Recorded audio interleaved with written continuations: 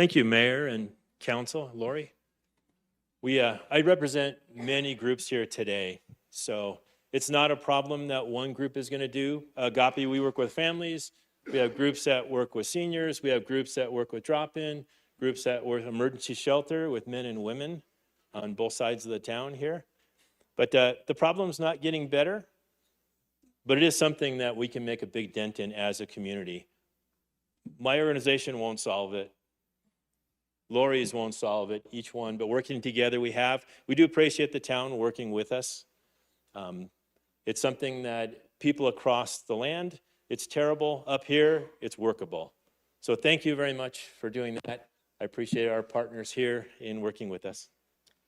And we're going to get a picture.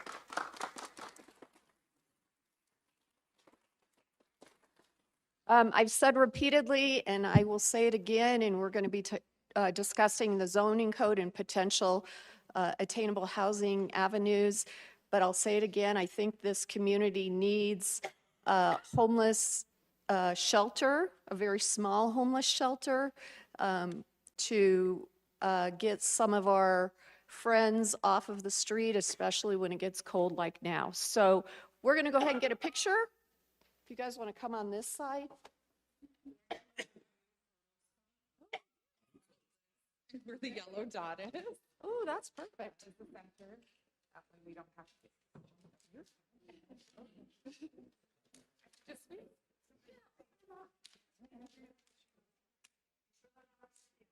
You didn't have to. You're good. You're good. You're good. All right, ready? 1, 2. Thank you. Thank you, guys. Thank you, guys. Next up, Student of the Month. Clap.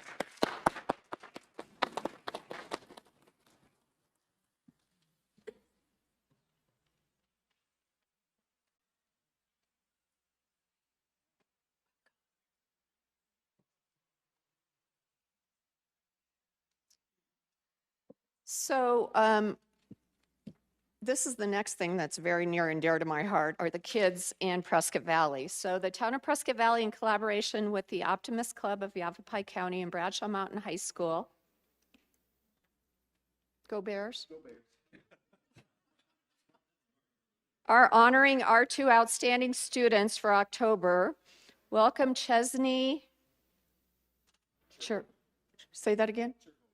Cherhoniak and Colton Woolley. So we are recognizing Chesney and Colton for their school and community engagement because of their hard work.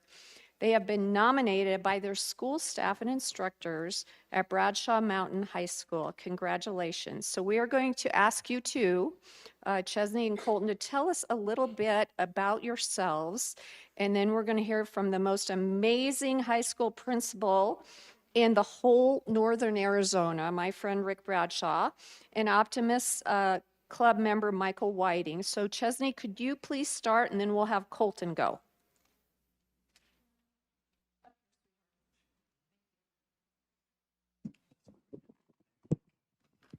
Throughout all of high school, I've been involved with the marching band. I play the alto saxophone and have been playing it for almost 10 years now. At Bradshaw Mountain, I've had the honor of being the alto saxophone section leader for 3 years now, while also maintaining good grades with school. I have academically been able to maintain a GPA of 3.98 and have been one of the top kids in my class. I am ranked 13 out of 402. Along with marching band, I also participate in concert and jazz band. I'm one of the lead players for both and have had the opportunity to play multiple ballad solos for jazz band. On top of that, I have also done winter guard with the Granite Mountain Marching Arts. During my high school career and this year, I'm trying something new with the Granite Mountain Marching Arts program called Winter Winds. These programs all take an immense amount of time and commitment, but that doesn't mean I must maintain good grades if I want to be able to perform with these organizations. I've taken pre-AP and AP classes during high school and was able to pass 2 AP tests I took in May this year. So thank you for this amazing award of Student of the Month. I greatly appreciate it and will always cherish this award.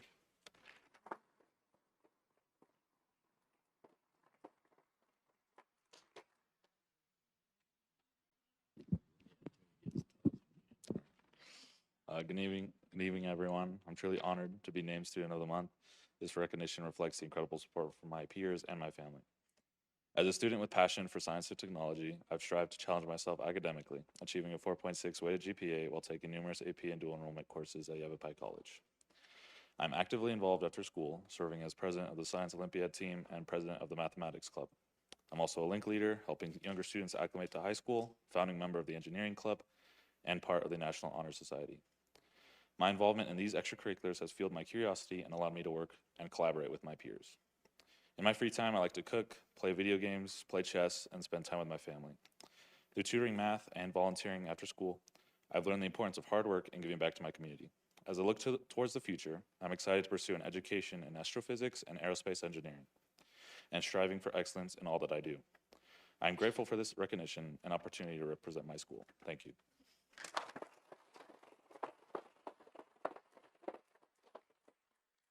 Mr. Bradshaw.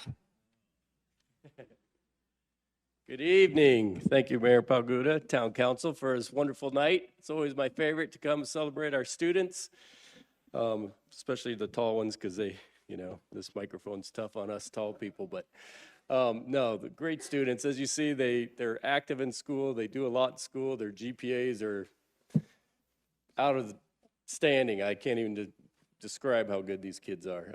They just work hard. They take their academics seriously. They always do.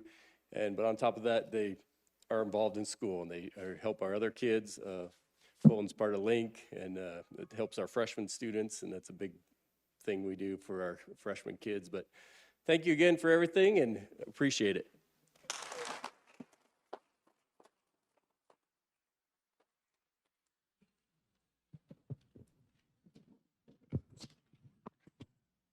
We do have, I'm going to speak closer to the mic, so we're going to have to instruct our shy students next time to talk a little closer to the mic so they can hear you. But if you heard or barely heard, these students have done or have gone beyond expectations in terms of what's expected at Bradshaw Mountain High School, and that's why they're here today. And we want to celebrate that. Chesney and Colton. Student of the Month is just one of the rewards as a result of your personal commitment and hard work in your journey at Bradshaw Mountain High School. We know that this is the beginning of further achievements and personal growth through new opportunities, and we know you're going to pursue other opportunities, and we know you'll be very successful. Whether you pursue a career that takes up a trade, or continue your education to college, we're hoping for the University of Arizona, just a hint, or vocational or technical school. Obviously, you both are ready or you wouldn't be here tonight. And we'd like to say a little thank you too and acknowledge the people who've been involved with the growth and excellence that both Chesney and Colton have achieved.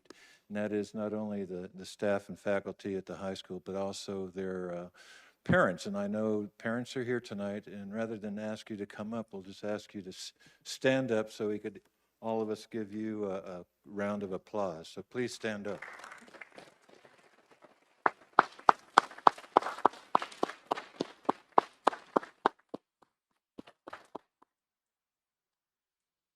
So it's with sincere pleasure that we congratulate you on behalf of the Optimist Club of Yavapai County, Prescott Valley Council, or Council of Prescott Valley, and Bradshaw Mountain High School.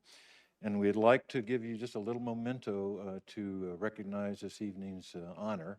And that's simply by giving you a couple of items that you can either hang on your wall or keep with you as you further your education or your vocational aspirations in the future. So I'll ask Lori to pass those out to our students.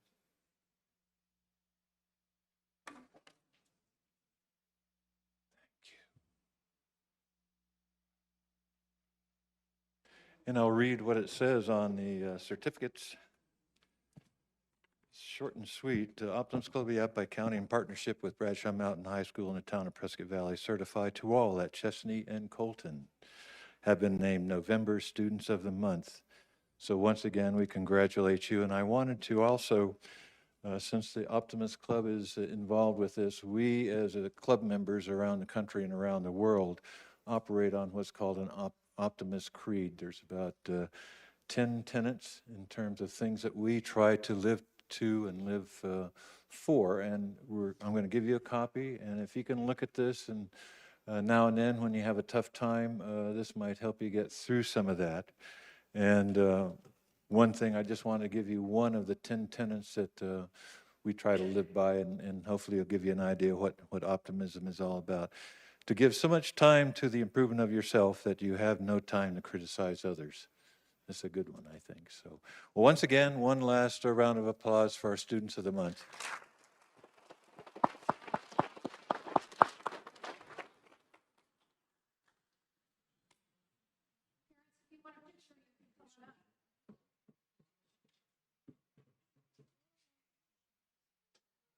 Perfect. Thank you.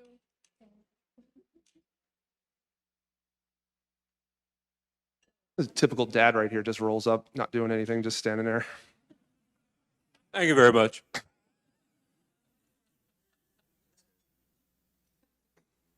Good job, Mom.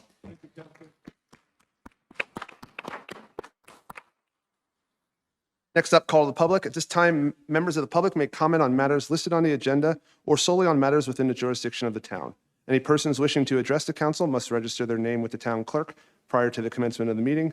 The council's response is limited to responding to criticism, asking staff to review a matter commented upon, or asking that a matter be put on a future agenda. Such remarks shall be limited to 3 minutes unless additional time is granted by the mayor. And for those of you new to the process, when you have 30 seconds left, you will hear and then at the end of your 3 minutes, you will hear multiple rings, and that is your time to start wrapping things up. But you can always request for staff and or council to set up an appointment or a meeting with you to speak longer in regards to your issue. With that being said, clerk. So the first 4 names that I'm going to call: Patricia Betzold, Sandy Graham, Steve Caros, and Tom Steele.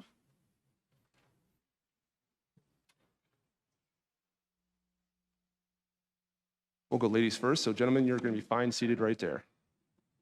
Welcome, ma'am. Patricia Betzel, representing Stop Lakeshore 650. For the time being, the town continues to make decisions that we don't agree with. Tonight's agenda is an example of that. Item 10G, the American Rescue Plan Act of 2021 funds, was intended as an economic stimulus bill to speed up the country's economic recovery from the effects of COVID. How does this apply when we use these funds on parks and the library? How does that help our economy? It doesn't. There are other things the town could have done. For example, helping the small businesses along Route 69 to improve their appearance that might have affected the desired outcome. Item 10E, the Town Code Chapter 13 zoning tonight. This is another instance where the town is disingenuous or dishonest. The town is hiding a major change in our zoning code under the guise of, quote unquote, making the code easier to understand. They're holding the first public hearing tonight to approve building additional dwelling units, ADUs, in their backyards. Things that would increase our traffic, increase the stress on infrastructure, consume more water, increase crime, without asking the public, the property owners of PV, what they think. How in the world can anyone interpret this as making the code easier to understand? This is a massive change to our code. Item 10D, Jasper. Most of the current council, with the exception of our 2 new people, approved this massive over 3,500 unit residential development back in 2019. Tonight, they're going to finish the job. And what they're approving tonight isn't really that big of a deal. However, what's disturbing when you read the original ordinance is that the town at that time felt that this massive development was compatible with our future planned Glassford Hill Regional Park and its wildlife, that it was compatible with the circulation network in town, even though they demanded a 4-lane highway be built behind a lot of people's existing homes without any regard for the protests that elicited, without any protection for wildlife or people. It's just an open 4-lane highway with with no stops. And that they also said that there was availability of public utilities, and then built a new water tank that cost us millions. The bottom line is we look forward to the day we can trust in our local government. But tonight, the key thing is the Lakeshore 650 call of election. Stop Lakeshore 650's emphasis is on allowing people the right to vote whether or not they want this development. But we have a criticism. We want to understand who approved the investment of our tax dollars to hire a legal firm to support an increase in the number of signatures required on the referendum. Ma'am, I'm going to have to ask you to start wrapping it up, or I'm sure we'll see you next time. Yes, 5 seconds. And who hired the legal firm, who approved the funding, and what was the town actively opposing the citizens of PV in favor of supporting an applicant, and who ultimately approved these legal actions. This is considered a criticism, and we'd like an answer. Thank you. All right, thank you, ma'am. Those are like football seconds. I can't count. All right, thank you, ma'am. This was a criticism that requires a response. Thank you, ma'am. No? Okay. Clerk, next name. Okay. And Sandy? Welcome, ma'am. Good evening, Mayor, Council, and staff. I'm Sandy Graham, a Prescott Valley resident. Water is life. The first time I heard that phrase, I was in the saddle with my great-grandfather checking cattle in the irrigation ditches. I grew up with knowing how precious water is, how important it is to life, and was taught to conserve. I was seriously surprised to discover that Prescott Valley does not have water, conservation, education, and incentives to decrease water use. There are no guidelines or mandates regarding only native, drought-tolerant plants are to be used in new development and replacement of vegetation. I have been able to see that the past decision makers of the town chose to put water credits as first and foremost when the water treatment plant was designed and built. Earning and selling these credits was a high priority without regard to safe yield. With this structure in place, no planning was done to use affluent water for firefighting, as well as other affluent water uses that towns and cities across the United States utilize. I'm also aware that water credits, also known as paper water, does not come out of anyone's faucet. Using water credits to say that a developer can prove they have a 100-year supply of water defies all common sense. As several know, the aquifer we share with many isn't in safe yield, and we live in the worst performing water district in the state. Hiring lobbyists to convince lawmakers that safe yield doesn't need to be achieved doesn't help the water level in the aquifer, and it's not a solution to the problem. Building more roofs will only contribute to taking more out of the aquifer daily. I encourage the town of Prescott Valley to strongly consider putting a water conservation education program into place as soon as possible. Better late than never. Thank you.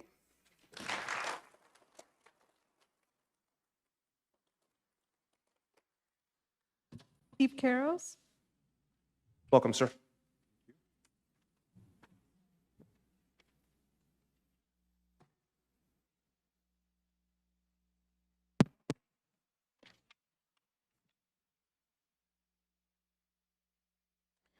My father was a tournament poker player back before you could watch such tournaments on television. When he taught me how to play, he made it clear to watch out for those who were playing with other people's money. Those were the ones who bluff the most. I've heard the town manager express concerns regarding our town's revenue income. But where is the concern for the town's revenue outgo, especially since most of this money is made up of tax dollars? It is with this in mind that I'm voicing my objection to the continual decisions and actions of the town attorney that allow so many tax dollars to be inappropriately and grossly misspent. The town attorney's recent interpretation of law leading to the quadrupling of the number of votes required on the Lakeshore 650 referendum petition was clearly such a bluff by a player using other people's money, that being the taxpayers of Prescott Valley. This bluff is costing a lot of money, and it was a huge embarrassment. The town attorney apparently didn't think the little people of Prescott Valley would call his bluff, but they did. No other explanation other than gross incompetence can be convincing in the matter of these actions. It was pure politics. But the role of town attorney is absolutely a fiduciary responsibility position. Yet he continues year in and year out to fail in this role. It is time to offer Mr. Legler a retirement date in lieu of termination for cause with loss of pension. Next up, Tom Steele. welcome, sir. Most of you know me, and you know that I've been concerned about our water situation for a long time. Since the first of the century, since 2000, our water resources from Mother Nature has dropped 28%. And yet, between 2000 and 2022, the town population has doubled. Now, that by itself doesn't make any real sense, and that does not include between 21, 22, and 23. Most of you have already approved an additional 3,000, almost 3,000 new living units that aren't even occupied yet. So recently I've been hearing about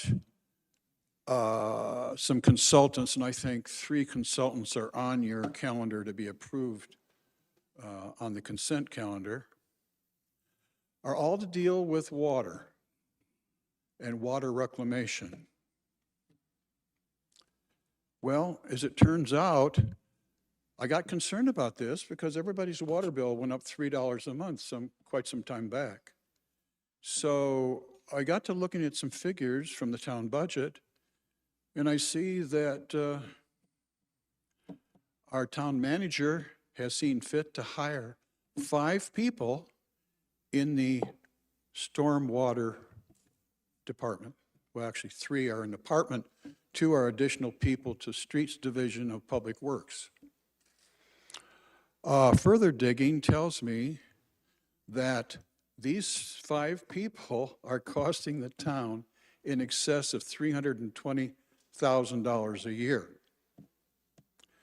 Now, a few weeks ago, I called the director of this stormwater, and I asked her, I said, well, I'd like to see some plans on what is being developed to retain this water. And she said, well, the first thing we have to do is assure that the water is safe and passes federal economic EPA standards. I said, okay.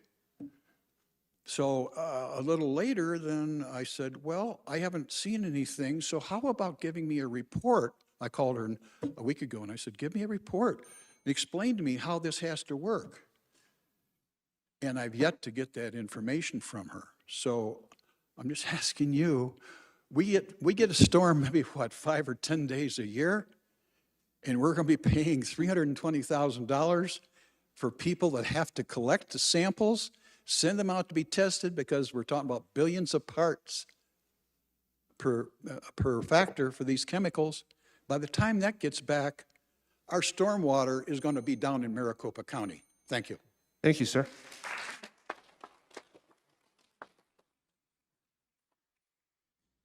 The next 4 names are Karen Rolls, Tim Reynolds, Luis Weeks, and Lucy Leyva. Welcome, ma'am. Hi. I hate public speaking. Let's start with that. Mr. Mayor, Council, and Town staff, my name is Karen Rawls. Due to my husband's career, we lived in 8 states and multiple cities. I've been in Arizona for 26 years, 10 of those in Prescott Valley. I could live anywhere, but I choose to live in Prescott Valley because I love it here. I appreciate the mayor, the town council, and the town staff for all they do. I appreciate the library and the Parks and Rec Department for all the amazing programs. I appreciate the town hall staff for answering my questions whether I contact them by phone or email. I consider it a privilege to be a town volunteer. No matter the assignment, the staff always expresses their appreciation. So basically, I'm saying something you don't hear enough. Thank you. Thank you, ma'am.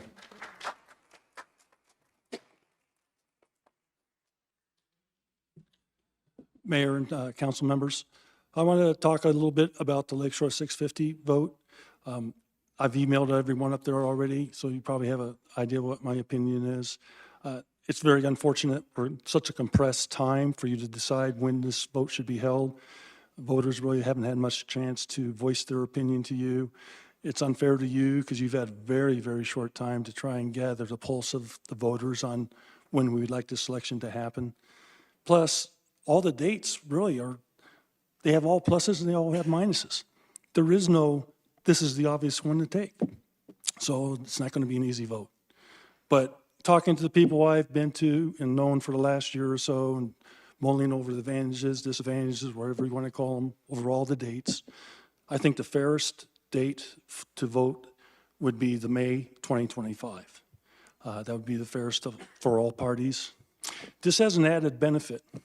For next year, the new council, this will give them a direct view whether they approve the development or disapprove the development. It'll give the council members an idea, what does the voting public want when it comes to growth in Prescott Valley? Do we continue on with these large 10,000 plus people developments? Do we stop and slow our growth down a little bit? Get an idea of how to solve a lot of the issues we have, whether it's the water, infrastructure, the road network and all that. Do we slow things down, find solutions that are workable, and then maybe look at growing at a faster pace later? So again, I just ask, when you do this, my vote would be May of 2025. Thank you. Thank you, sir. Welcome, ma'am. Sure if I'm in the right order. Good evening, everyone. My name is Louise Weeks. I'm a resident of Prescott Valley, and more importantly, a member, well, not more importantly, I am a member of the public. And Louise, can you put the mic closer to you? Oh, I'm sorry. Oh, there we go. I just wanted to preface what I'm going to say with that we have the right to expect that the board follow open meeting law and board policies. We have the right to attend and listen. We have the right to record and or audio so long as we do that in an unobtrusive manner. And I also recognize that the board can choose to have no public comment for all meetings or some meetings. And with that said, I do appreciate the opportunity to be able to speak.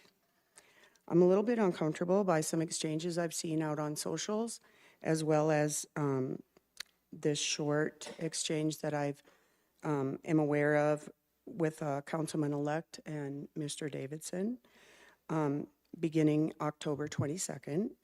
And the Councilman-elect wrote that regarding the council retreat to be held January 3rd, he said, I hope I can assume that only the moderator and council will be attending the retreat. Mr. Davidson replied that that would violate the open meeting law and that the public isn't able to attend just like any other meeting. There's an agenda, and so then he was told by that council-elect, a public retreat is a mistake. If you are familiar with how they work, unnecessary attendees stifle participation. Perhaps you've been in government too long. The reply then was state law does not allow the council to have a retreat in private. Open meeting law prohibits that type of activity. The council member-elect then continued with ICMA policies, papers say it can be done, just call it a closed-door executive session. ICMA says things can be uncomfortable in front of members of the public, and that includes a news reporter. And the email exchange ended with, state law only allows executive sessions for certain discussions and general retreat is not one of the listed items. council needs to discuss a legal issue, they can go into executive session. This is all relating to ARS 38-431.03 parentheses A. So what I would like to know is how much time and money we're going to be spending on these continued interruptions and disruptions, because as a member of the public, I want to attend and see what's going on. Thank you very much. Thank you, ma'am.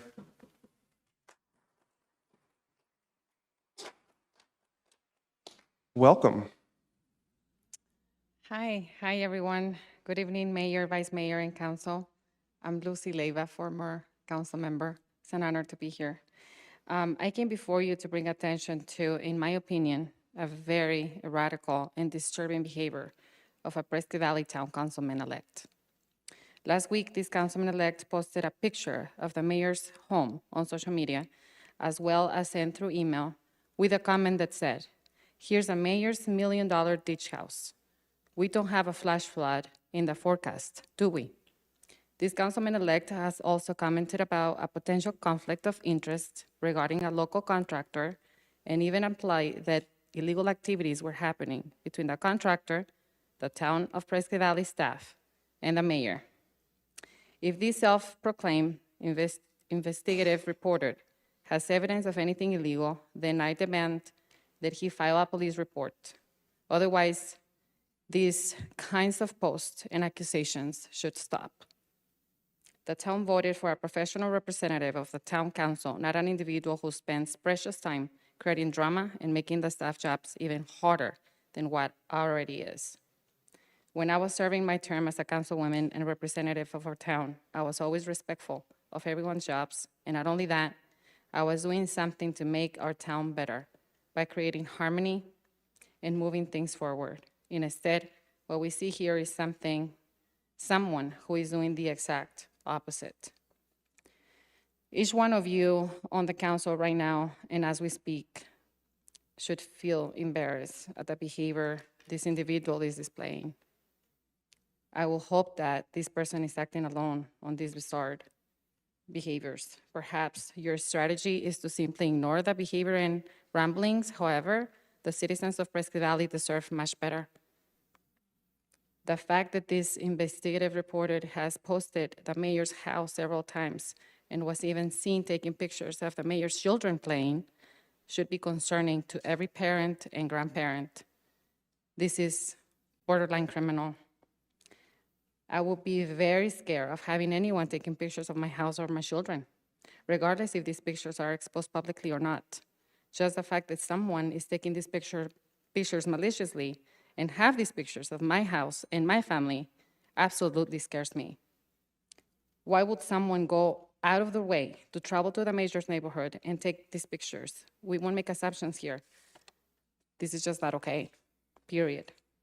We all may not agree on things all the time, but I would like to think that we all can see the behavior along with several other behaviors displayed, but this person showed that this councilman-elect is not the best example of what a representative or amazing town should look and act like. Thank you so much. Thank you, ma'am.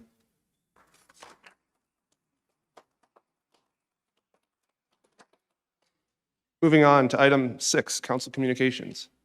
And as I've said before, normally I don't comment during this portion. I usually leave it up to council. But our community, and I say our community, not just a few families, suffered a tragic accident this past week. A 14-year-old bicyclist was killed on Viewpoint. And I just want to extend my condolences, the council's condolences, and the town of Presque Valley's condolences to this family. And I hope that each of you say an extra special prayer tonight, because I cannot imagine the heartbreak that that family felt. So please just take a moment, say an extra prayer tonight, and hope they have healing. Thank you. Councilman. Thank you, Mr. Mayor. I just wanted to announce that Monday, November 25th is the Flying High Turkey Drive. That is an event that is sponsored by the Presque Valley Chamber of Commerce, Town of Presque Valley, Central Arizona Fire Medical, and a lot of other sponsors. Proceeds of the Flying High Turkey Drive benefit the Up by Food Bank. And it's one of my favorite events because I get to dress up like a turkey. So I do definitely want to just, get that information out there. It's from noon to 6 p.m. at the Fry's here in Prescott Valley. Again, the Flying High Turkey Drive. Thank you. Vice Mayor. Thank you for your comments. I would like to invite everybody to the Wizard of Oz tomorrow night at 6:30 at our high school, the Bradshaw Mountain High School. It's actually going to be held at the old Gloucester Hill Middle School, but they're performing Wizard of Oz at 6:30 tomorrow. And on Saturday, there's also a matinee. So I encourage you all to attend because our high school drama team works very hard on that. And then also at 4 p.m. on Saturday at Harkins Theater, we are going to be ribbon cutting our very own giving machine in Prescott Valley. Historically, they've just been in Prescott, but they're coming to Prescott Valley this year.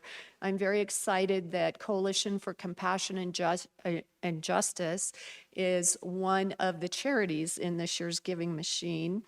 And then at 7 p.m. Saturday night, the 16th, there is a huge hockey game between Grand Canyon University and University of Arizona at Findlay Toyota Center at 7 p.m. So I encourage you all to attend that. Tickets are about $25. It's going to be very fun. We need to show our support of hockey if we ever want to have another hockey team in Prescott Valley. So there's going to be all kinds of scouts from all over at that game, and they need to see that people want to see hockey if we're going to have another hockey team here. Thank you. Councilwoman. So this is my personal opinion, and it has nothing to do with being on the council, or I'm not representing the council in any way. I just wanted to say that with social media today, it's a different atmosphere. And I just want to ask everybody to please be careful who you're listening to, and just because somebody makes a statement doesn't make it be truth, just because it's put out onto social media. And so I kind of wanted to say the saying of you're damned if you do and you're damned if you don't. It's amazing how opinions can come out, but the hatred is really hard to know what to do with. And when I was a child, we were taught to respect the office. Whether or not you liked who was sitting in it was a different matter, but you respected the office. And I think that that has gone by the wayside. So we hear a lot of things about Lakeshore 650, that this is a horrible idea somehow. But when you're a builder and you're trying to make a dream come true and something to come to fruition with the money you're going to invest on a property that you own, I want you to consider that if we don't do what their plan is, there may have been another alternate plan. There could be another side to the story. So if we don't annex them on and take them in and have water be provided by the town, that means they're going to have their own wells. If we don't provide sewer systems, that means they're going to be having septic systems. Because this is a county property, they're approved for what they want to do with it as a county property. It would be much better if it came forward with being a property within the town limits. We'd be getting a beautiful park with a soccer field. It would be turned over to the park, but it's at the expense of the development that's going to go forward. If it remains county, that doesn't happen. So it's not like when we're up here making decisions that we're eliminating what the options are. It means that there's other options available to those people. And that's what I want you to consider. So just be careful who you listen to, and that's just my personal advice. So thank you. Thank you, ma'am. Mr. Davidson.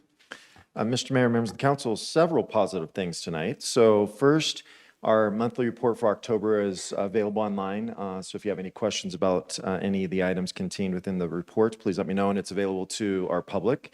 But I want to take a moment to recognize a couple of our teams tonight that are doing some outstanding work on behalf of all of our residents. And first, our new neighborhood services code enforcement team has recently been recognized with a statewide recognition. And so I'm going to have our director and our code enforcement team come up.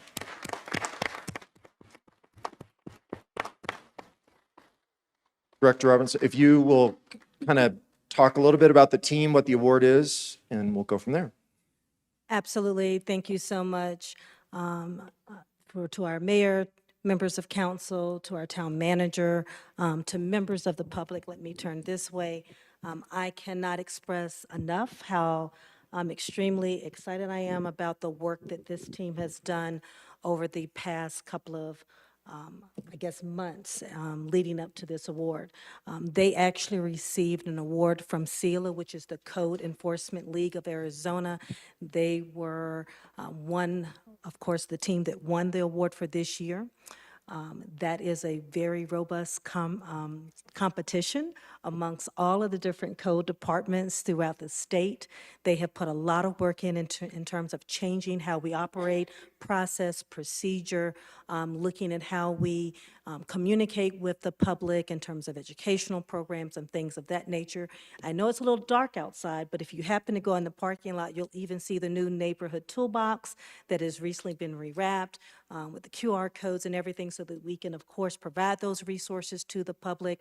But this team of gentlemen right here, they've worked extremely hard. And so I could not be more elated. In the past year, they have obtained all of their certifications through CELA. They're in the process right now of getting their certifications through ICC, which is the International Code Council. And so I think this community can be extremely proud of the work that they're doing and the work that they are anticipating doing in the next coming year. So thank you so much.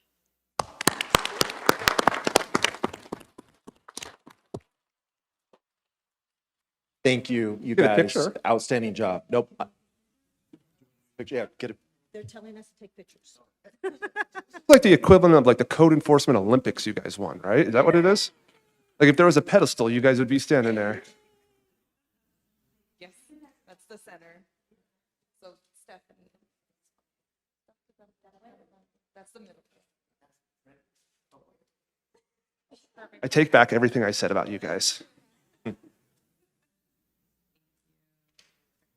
One more time for these guys.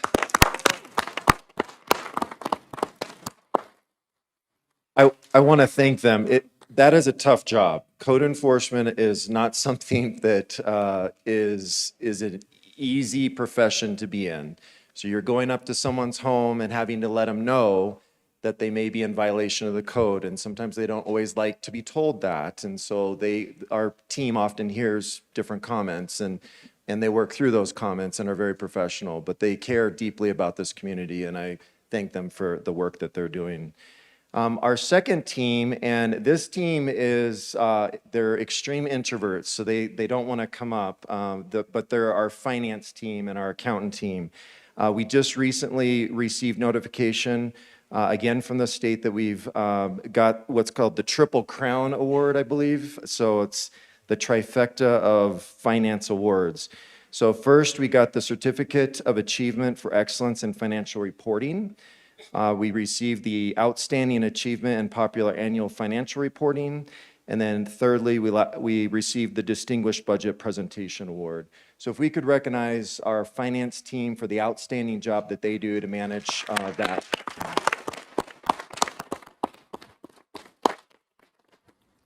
That's all I have, Mr. Mayor and Council. Thank you, sir. Next up, consent agenda. All matters listed under consent agenda are considered routine by the town council and will be enacted by one motion. There will be no separate discussion of these items. If discussion is desired, that item will be removed from the consent agenda and will be considered separately. Council, we've all had a chance to review our packet. And if there's an item to be removed, now is the time. If not, I'll entertain a motion. Mr. Mayor, I would like to make a motion to approve the consent calendar as presented by electronic vote, and also congratulate Ted Erb for his reappointment to the Planning and Zoning Commission.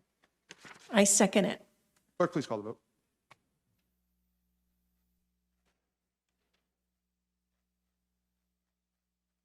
Councilmember, thank you.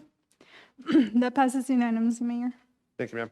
Next up, item 9A, Town Code Urban Camping Restriction on Public-Private Property. Consideration and possible action. This is a second reading. Lieutenant, welcome. Council, we've had a chance to review this and we've spoken in depth in regards to this. Are there any additional questions for the lieutenant prior to the second reading? Seeing none, clerk.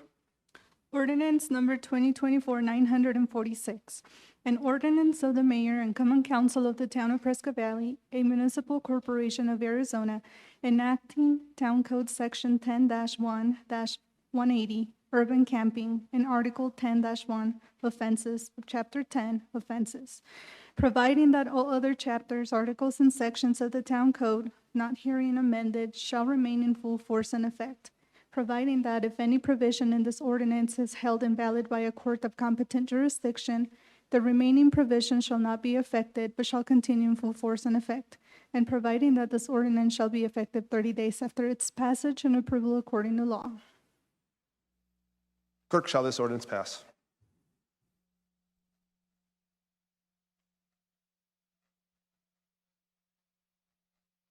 Councilmember Freund? Thank you. That passes unanimously. Thank you, ma'am. Next up, item 10A for new business, Series 12 liquor license for Calaveras Bar and Grill. Consideration and possible action. This is also a public hearing, which we are opening right now. Ms. Greenwood, welcome. Thank you. Good evening. Miguel Ruben Flores Calderon, agent, filed a new application for a Series 12 restaurant liquor license on behalf of Cavalera's Bar and Grill located at 8164 East Spouse Drive. A copy of the license was posted for the required 20-day notice, and we have received no comments in favor of or opposed to the issuance of the license. It is recommended that the Town Council recommend approval of the application to the Arizona Department of Liquor License and Control. Thank you. As I've mentioned, this is a public hearing. Is there anyone in the audience that wishes to speak on this item? Seeing none, I will close the public hearing. Council, any questions or comments for Ms. Greenwood? Seeing none, I'll entertain a motion. Mr. Mayor, I make a motion to recommend approval of the Series 12 liquor license on behalf of Calaveras Bar and Grill located at 8164 East Spouse Drive to the Arizona Department of Liquor License and Control by electronic vote. Can I have a second? I'll second that, Mr. Mayor. Clerk, please call the vote.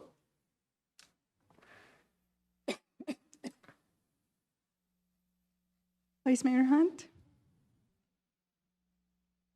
Thank you. That passes unanimously, Mayor. Thank you, ma'am. Next up, call of election referendum petition R-01-2024 Lakeshore 650. Ms. Fernandez. Yes. So good evening, Mayor, Vice Mayor, council members.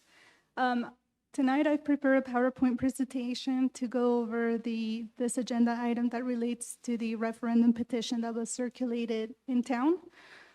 Just for a little fun fact, the last referendum petition in the town of Prescott Valley was in 2007, related to the Walmart here on Glassford Hill and Lakeshore. So,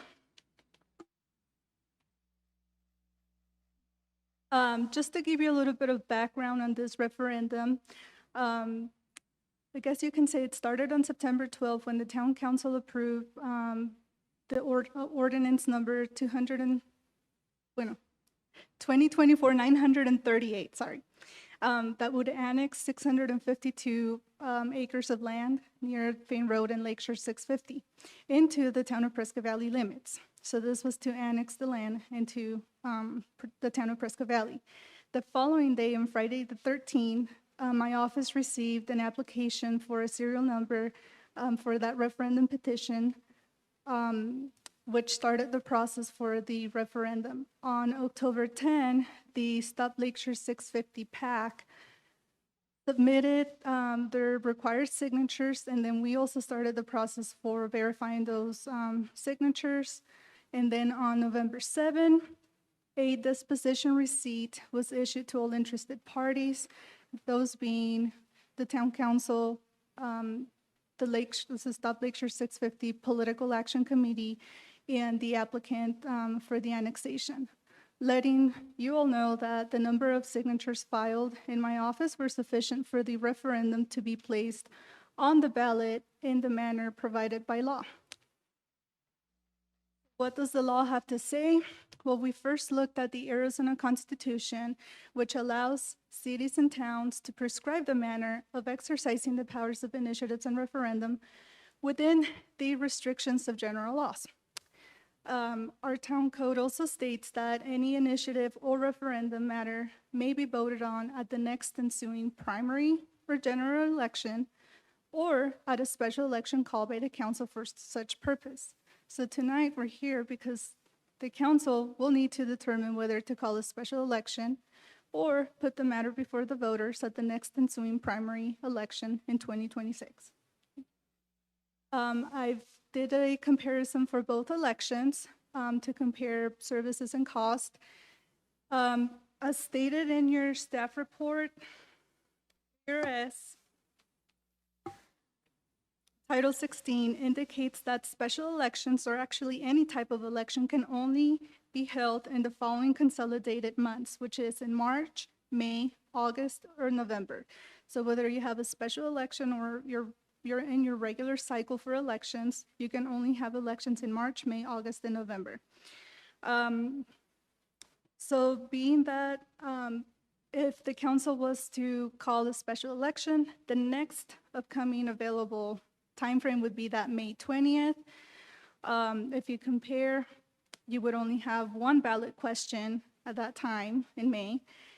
And the total estimated cost, I did my best trying to pull the numbers, would probably be about $89,000. You have to keep into consideration that I'm only calculating as of the 31,542 actual registered voters that we have this past election in August. There's a fee for the creation of that publicity pamphlet. And for a special election, the services provided would only be for a mail ballot election and just the ballot drop box, meaning you wouldn't have any early voting locations or polling places or vote centers at that time, as of right now. If the council was to choose the election in August of 2026, you'll notice that I put a little asterisk right next to that date because this last election, they changed the date from August to July, so I don't have an actual date, but I am sure it's not gonna be, a weird date. It could be July. For that election or regular election cycle, we would have our mayoral race or council member race and that referendum or that any other ballot question, costing $163,000 about. Just so you know, I want to point out that this primary election is something that will happen. This is the price we're going to pay regardless, whether you put the referendum, on the special election, because we will have to have an election in August. With the election in August, we will have more amenities and services like the early voting locations, polling places, again, the ballot drop box, and you would also have the ability for the mail ballot election. And the reason of doing this tonight is because we have to let the county know before November 21st, 5 p.m., of our decision whether we will be participating or not in May. It is a requirement. It's called the 180-day requirement per state statute that we, anytime an election comes up, we let them know whether we have something or not for the ballot. If the council decides to call an election in May, my office would need to start doing some of those processes, like publish the call of election, work on the publicity pamphlet, gather pro-con arguments, start collaboration with Yavapai County, and so on. If the election is called in for that August 4th, 2026, then all of those steps will just be done at a later time. Any questions? Ma'am, before I start discussion with council, confirming that primary August 4th, 2026 is the latest. There's no general November option. There is a general November option. There is a general. So the latest it could be would be a November and then everything in between. As long as it is within those consolidated dates, March, Okay. May, August, November. August, November would be a regular election cycle. And November's a regular election cycle. Okay, thank you, ma'am. With that being said, I'll open it up to council with comments and questions. I have questions. Vice Mayor, go ahead. So I think what I heard you say, that having it August 4th, 2026 will be more affordable, even though this looks like it's more expensive because we pay this amount anyway to have an election because we're going to have council members in this primary. Correct. So the price that you're paying in August or November will have to be spent regardless. Because we have more amenities with the early voting, vote centers, the rate for that election is $4.60. There is a discount that the county gives us, but I wouldn't be able to tell you how much that is as of right now, because it depends on, it's a shared cost. But yes, that election in August will have to be spent regardless. So technically, you would spending more money if you called an election in May. So because we're just adding one more question on an already existing town ballot for town council. Right, we don't pay based on questions, we pay based on participation, Okay. if that makes sense. Because probably in this July primary, we spent about 150,000, right? We did. Okay. So we're talking maybe $16,000 to hold it in, to ask that extra question, even though it doesn't go by the question. Right, so Okay. technically, let's say you only had the mayoral race and the council member race, no ballot questions. Your only savings then would be the publicity pamphlet, which is that $18,000. Council, we have additional questions, comments? Councilman. So on this, on the primary, if there's a good possibility that the mayor and council members running could win, and that they would not move on to the general election.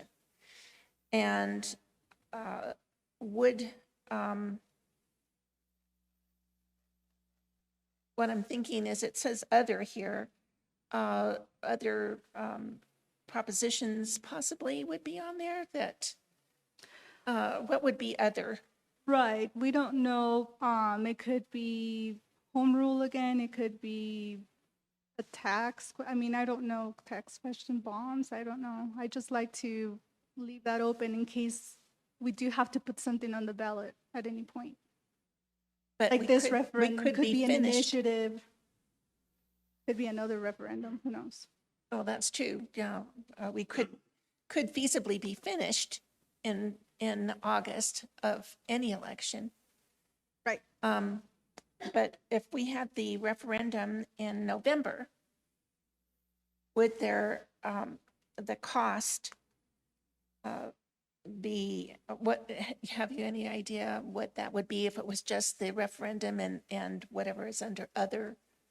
So the reason why I put it under the primary to calculate the cost is because we have many variables. What if there is a runoff at the general election, then that cost is also already included.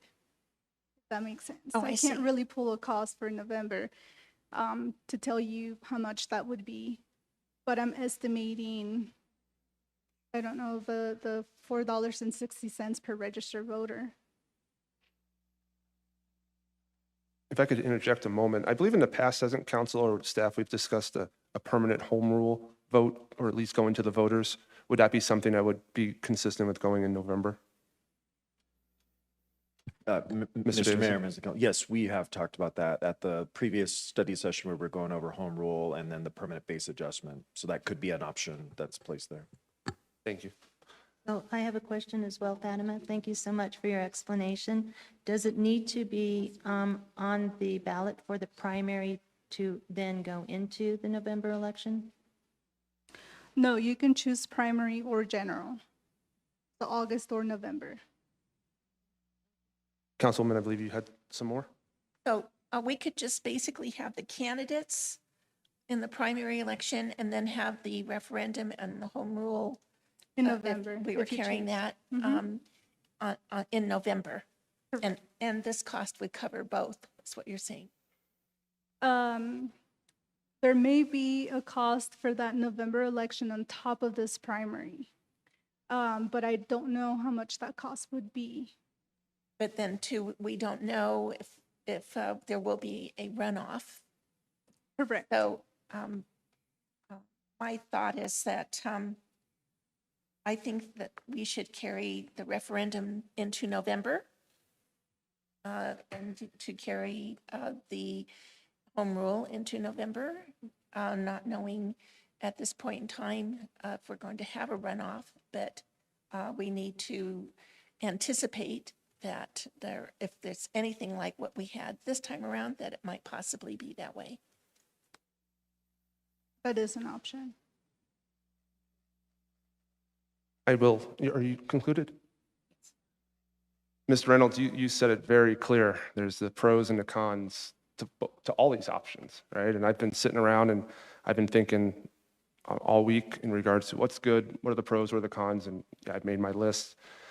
You got those that are maybe some of you are like me and have that election hangover, and you're just like, I'm just so glad my phone isn't getting text messages 10 times a day.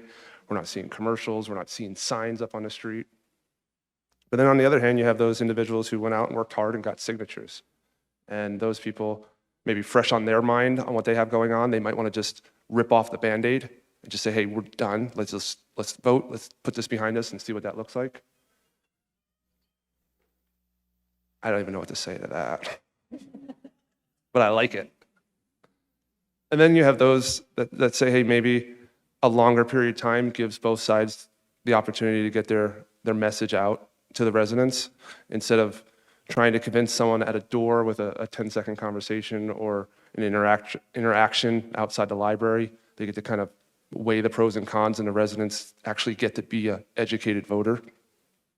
And then you have those, if we push it out to a primary or to a general, do we have more voter participation? Historically, we're going to have more people come out and physically vote during that time as opposed to just an envelope vote. So do we get to hear from more residents if we go further? And Mr. Legler, I don't know in regards to anyone being harmed in reference to the applicant themselves. Is that an issue that needs to be addressed? Has the applicant expressed interest in wanting to have this sooner? Because they've been waiting. What is the feel on that? Is the town, would we be subject to any liability if it was pushed out? What is the story I don't there? believe there would be any liability. The statute makes it clear that you have this discretion, and I can't think of a basis on which the liability would occur. Thank you. And then ultimately, we talk about this, and I think a lot of us can get under this and think money. It really comes down to dollars. We can all agree. Heck, we had some speakers this evening talk about what they believe to be frivolous spending. So if no one's going to be harmed, it still goes. No one's going to be moving dirt anytime soon. No one is actually having an issue with this, and we can save $100,000. Is that the real tiebreaker in this situation? Some would argue, yes, the tiebreaker is $100,000, and the same outcome will go forward. Will the voters still get their voice? Yeah. Would we get it right away? So is being impatient worth $100,000? I think it might be, but that's just my thought on this. And I've kicked it back and forth, and we hear it all the time. And we see it on social media about how there's frivolous spending.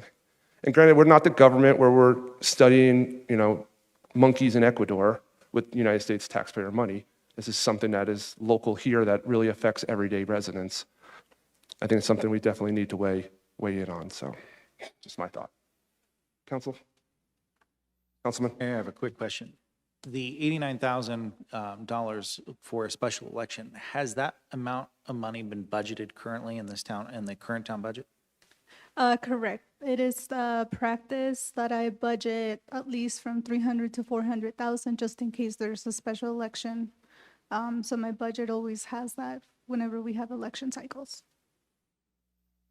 So you carry that over every year, and we haven't spent it since Walmart? Correct. Okay. Does it incur interest? I mean, 7 years? I'm sorry? I mean, since 2007 and 7 years, does it incur interest? No, 'cause it's I'm part of joking. that I think that was a facetious question. We're actually making money by not using it. Councilman? I agree with you, Mr. Mayor, that, there's a lot to weigh on this one. I've had a lot of conversations with quite a few people in the community. And I hear the arguments for and against, and I respect the arguments that I've heard. one of the things that sticks out to me is that over 4,000 voters have exercised their right to seek a referendum. I definitely feel that they deserve to have their voices heard and their votes cast at the earliest opportunity. And I believe that all parties involved, whether you're for or against, have the right to, get this over with as, soon as possible. That's kind of where I'm leaning. I agree, though, I have heartburn spending, money that can go somewhere else. And it is a big conundrum with me right now. Couldn't have said it better, sir. And I think about the times where there's obviously individuals that think it'll pass, and then there's those that signed a referendum who believe it would fail. At the end of the day, we wait X number of months, or heck, it would be almost 2 years, I guess, from now. And their outcome, what they want for it to not happen, would happen. And what benefit would the town have? We got to keep $100 grand. That's the only, like I said, the only thing that's keeping me on this is just that $100,000. That's all, or almost $100,000. What could we get with $100,000? Probably almost 1,000, maybe probably a little under 1,000 feet of sidewalk. We hear about that all the time. So what does that money look like? Where does it go? But I 100% concur with you, sir. Councilman. Thank you, Mayor. First, I'd like to commend you for a pretty good analysis of the issue here. I think you covered the major points. And this is a very divisive issue, of course.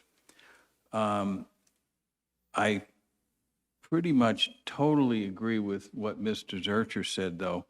Almost everyone that I've talked to about this has indicated that they feel that it should be on the May ballot. The only thing that sticks in my craw is the cost, and it's unfortunate, but I think that it's the cost of doing business. It's been budgeted, and I think that there's enough people that think it should be that way that we should go forward with it, even though I'm fiscally conservative on these things.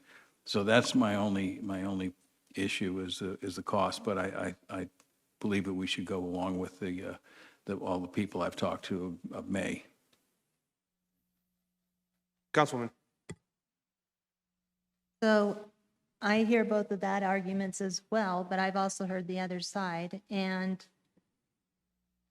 we were asked to have this be delayed anyway so that the new 4 people that were elected in this last election could have more of a voice. So coming up with it in May and the cost being $100,000, that's a lot of money to me. I'm sure everybody thinks that you can do a lot of things with $100,000.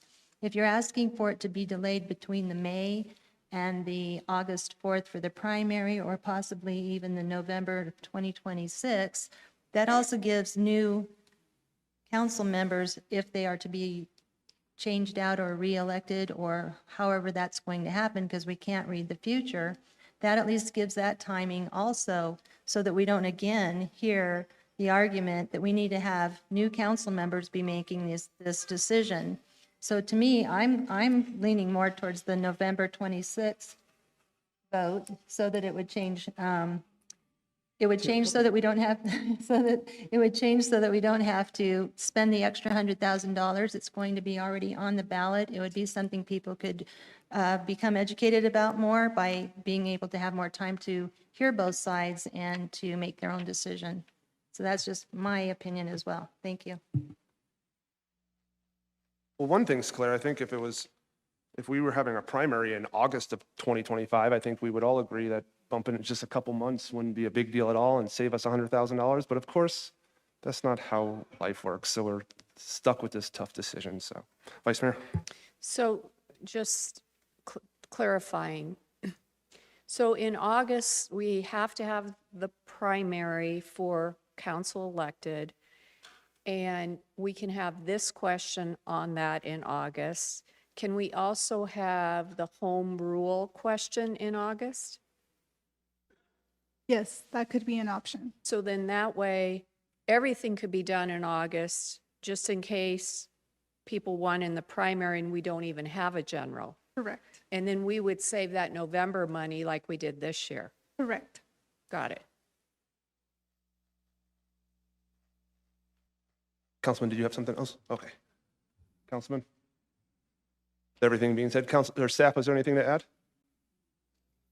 Not sure if it helps, but these are the rates as of today. We all approve budgets. The county, I shared with you the fee schedule for the county. For when they approve budgets, I don't know if the rates are gonna go up.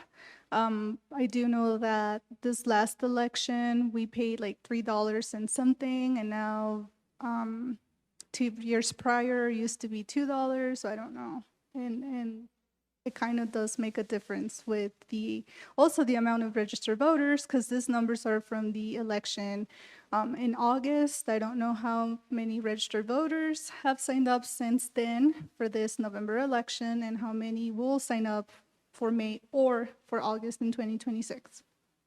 So the cost of postage going up, that would obviously ultimately affect. That could also be a factor too. Okay, thank you, ma'am. And I don't know if you heard the announcement on the news this evening about the Postal Service, but they were very concerned that we're even going to have a Postal Service this coming year. I'll make a motion if you want a motion. We have a motion? Oh, Councilwoman, did you hit the button? Well, it didn't come up yet. Go. If we're making a motion to, I would like to make the motion as well, but I would like to make it be very well heard, so that as we are voting, you are knowing whether it's an agreement with how I'm making the motion or not. So if it's permission from you, Mr. Mayor, I'd like to go ahead and make a motion to authorize the mayor to sign resolution number 2024-2394, referring the ordinance number 2024-938 to the voters at the next ensuing general election in 2026. And I'd like to direct the clerk to notify the county election officials of the decision not to participate in the May 2025 election date by electronic vote. I second it. Clerk, is that a valid motion? That is a valid motion. There was a second, Mayor. Thank you. With that, please call the vote.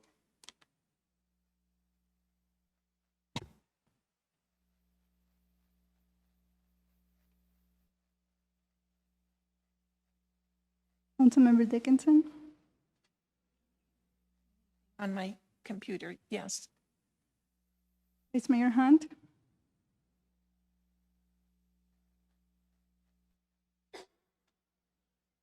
Well, I'd rather have it in August, but I guess my vote will be yes. Mayor, that passes 4-2. Thank you, ma'am. Moving on, item 10C, 2025 legislative guiding principles, consideration and possible action. Mr. Barton, welcome, sir. Mayor and Council, as you all know, we utilize the services of Tri-Advocates, who is our designated lobbyist. Can you make sure that, Can you hear me now? Okay. I think it's a microphone issue. It's on. Okay, can you hear me? Get closer.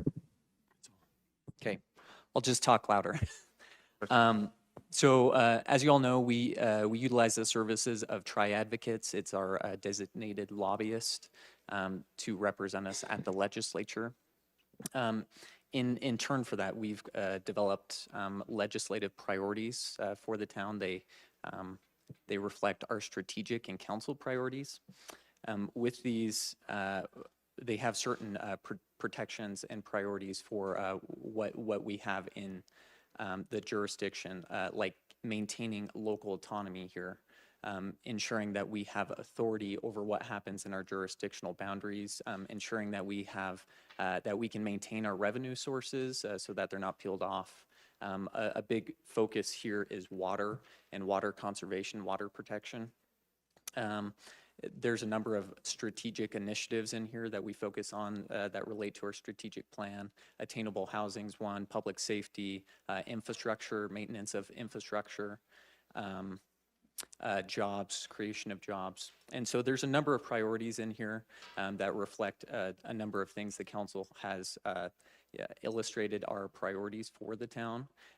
These are broad, making it so that we're flexible. As you know, the legislative session requires you to be nimble. It's fluid as you go throughout it, so they're broad enough, but they are direct in illustrating what our priorities are as a town. And so we'll continue to work with tri-advocates throughout the legislative session on this. But with that, I'll take any questions or comments. We have questions for Mr. Barton. Thank you, Skylar. The only thing I would add is that we put on there homelessness, both funding and services. So I'm thinking maybe more vouchers. That's something that we need at the state level and the federal level, so that because our PIC count, our point in time count isn't always large enough to get more vouchers up here for our residents. So if we can have our lobbyists work on anything to have to do with supportive services for homelessness, I would like to add that to the list. Vice Mayor, that can be a condition of approval, and then we'll add that verbiage. Council, any other questions for Mr. Barton? No, I have a comment, though. I can't speak highly enough about tri-advocates and how wonderful they have been over the last few years in assisting us in understanding the bills that have come before the legislature and keeping us well informed. And I think that, that we would not be where we are today without their assistance. Anything else? If not, I'll entertain a motion. Mr. Mayor, I make a motion to approve the 2025 legislative guiding principles for the town of Prescott Valley by electronic vote. I'll second. Clerk, please call the vote.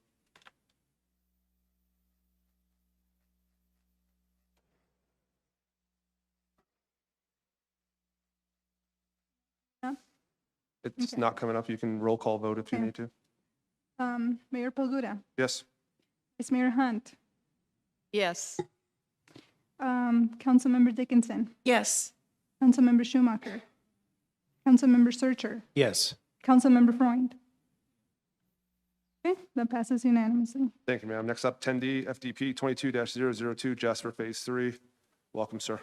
Thank you, Mayor, Vice Mayor, Council. This is a final development plan for Jasper Phase 3. The Jasper Community Master Plan was approved with a total unit count of 3,587 on around 1,245 acres. This phase was initially submitted in 2021, but was placed on hold by the applicant due to market conditions at the time, and instead they pursued approval of Phase 5.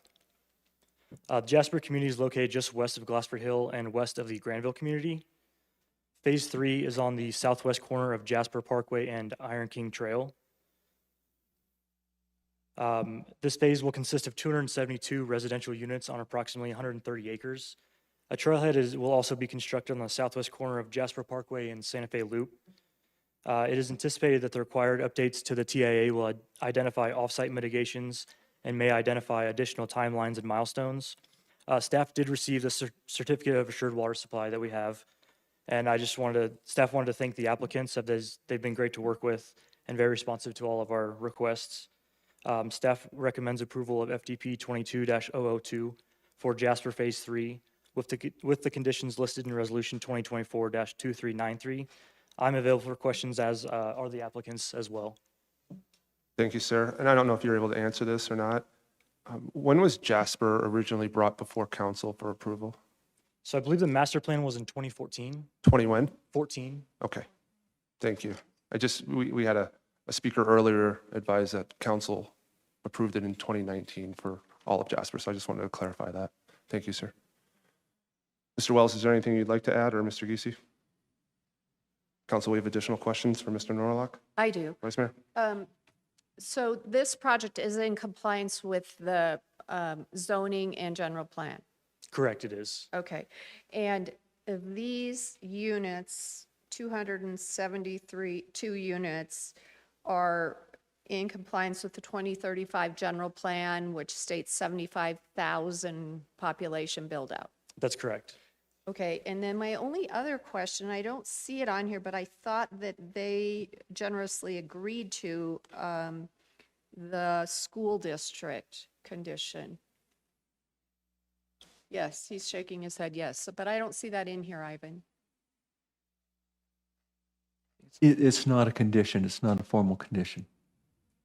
So it's in the change of zone?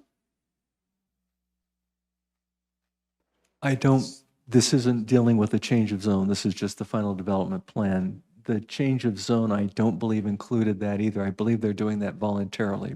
Okay, so let the record show that the generous Mr. Geesey is shaking his head yes, that he does want to contribute per building permit to our school district and our children. Thank you, sir. Councilwoman? Will the Jasper Parkway be finished at that time when they're starting to break ground for this new development part? If I could call on Mr. Latier, I believe he has the best information on that, our town engineer.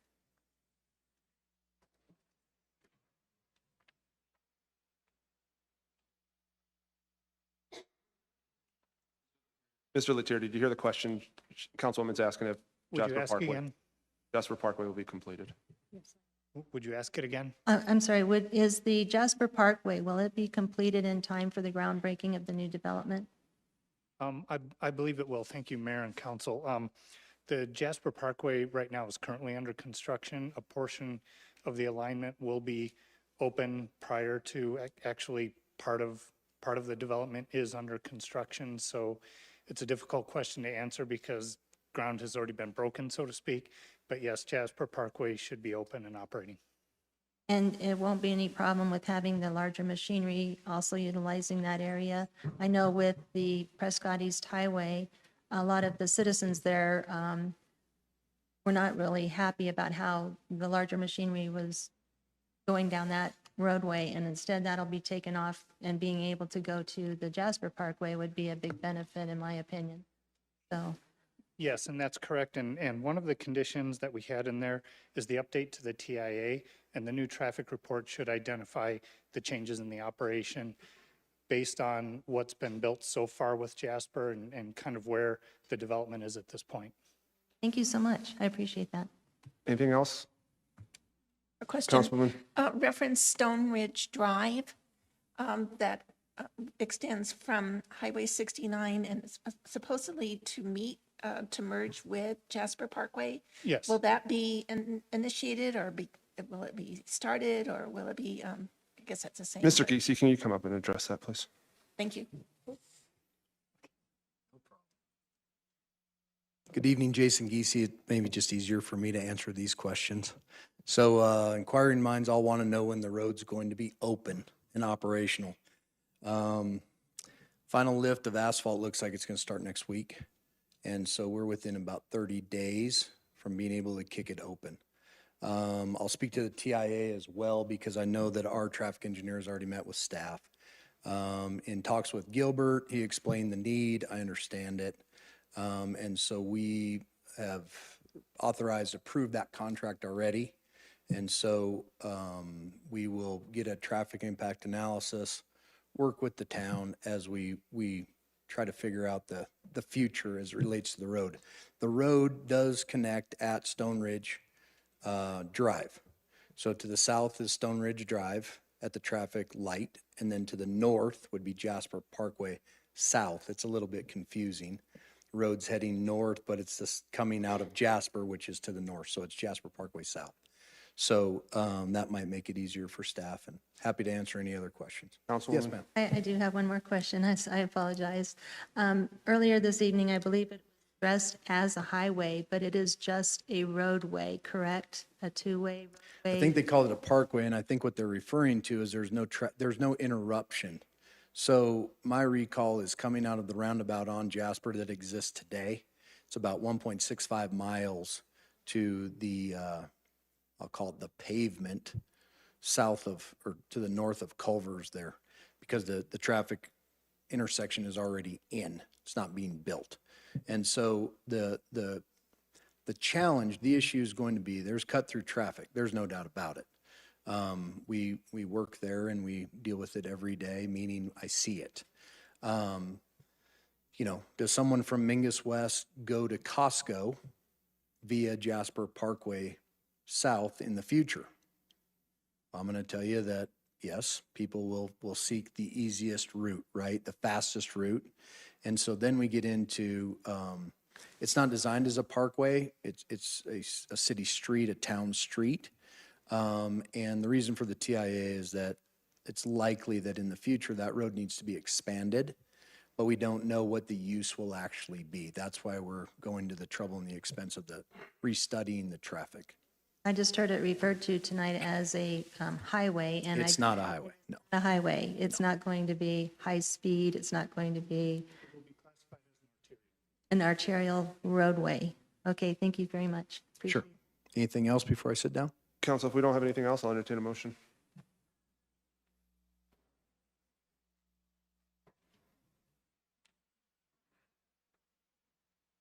Mr. Mayor, I make a motion to authorize the mayor to sign resolution number 2024-2393, adopting FDP 22-002 Jasper Phase 3 by electronic vote. Can I have a second? Second that, Mr. Mayor. Sir, clerk, please call the vote. Mayor, that passed 5-1. Thank you. Next up, ZOA 24-001, Town Code Chapter 13, zoning update, consideration of possible action. This is a public hearing, which I am opening up right now.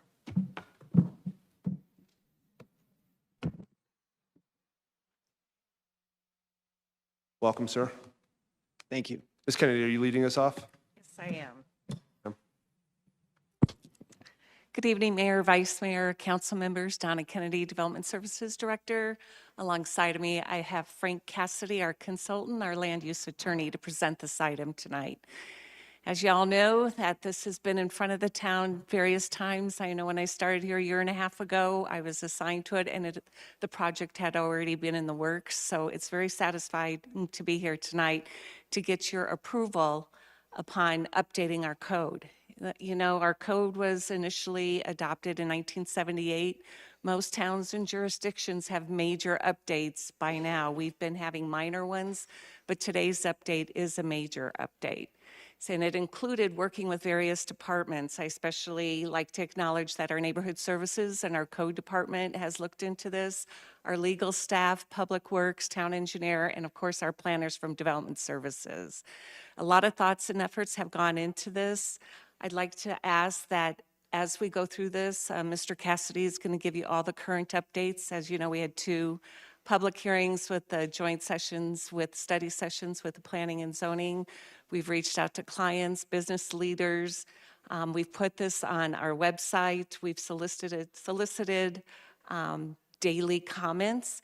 Many of the comments are going to be addressed tonight, but we do have some that we'll be carrying forward at the beginning of next year. We are in the process of providing and hopefully getting approval from you, development design guidelines for residential and commercial. So it'd be more appropriate to put some of the comments received into there. Tonight, any action that you'll take, I just want to mention that if there's something you want to add or change, please make it by a motion. I need to have it documented. So let's just say if it's a definition or something, make the motion so that all can vote and I'll take that forward. We hope to get this all solidified tonight, so we'll have our second hearing in December 12th, I believe it is. So what we have as a base that we look forward to is that we're trying to enhance our neighborhoods for safety and to have livable neighborhoods. Our Vision 2024 focus, of which the council is a big part of, had identified different strategies to lead us to that way. But as we look at it, and in the code, when we look to implement this, we see safety. But infrastructure also involves safety. Housing involves safety. Connectivity involves safety. Recreational space involves safety, as well as community engagement. My point here is that we don't look at this in a silo at every element of the code. We look how it affects the whole development code. Mr. Mayor, if I could just real quick, I wanted to make sure the date is December 11th. That was moved because of some conflicts with council schedules.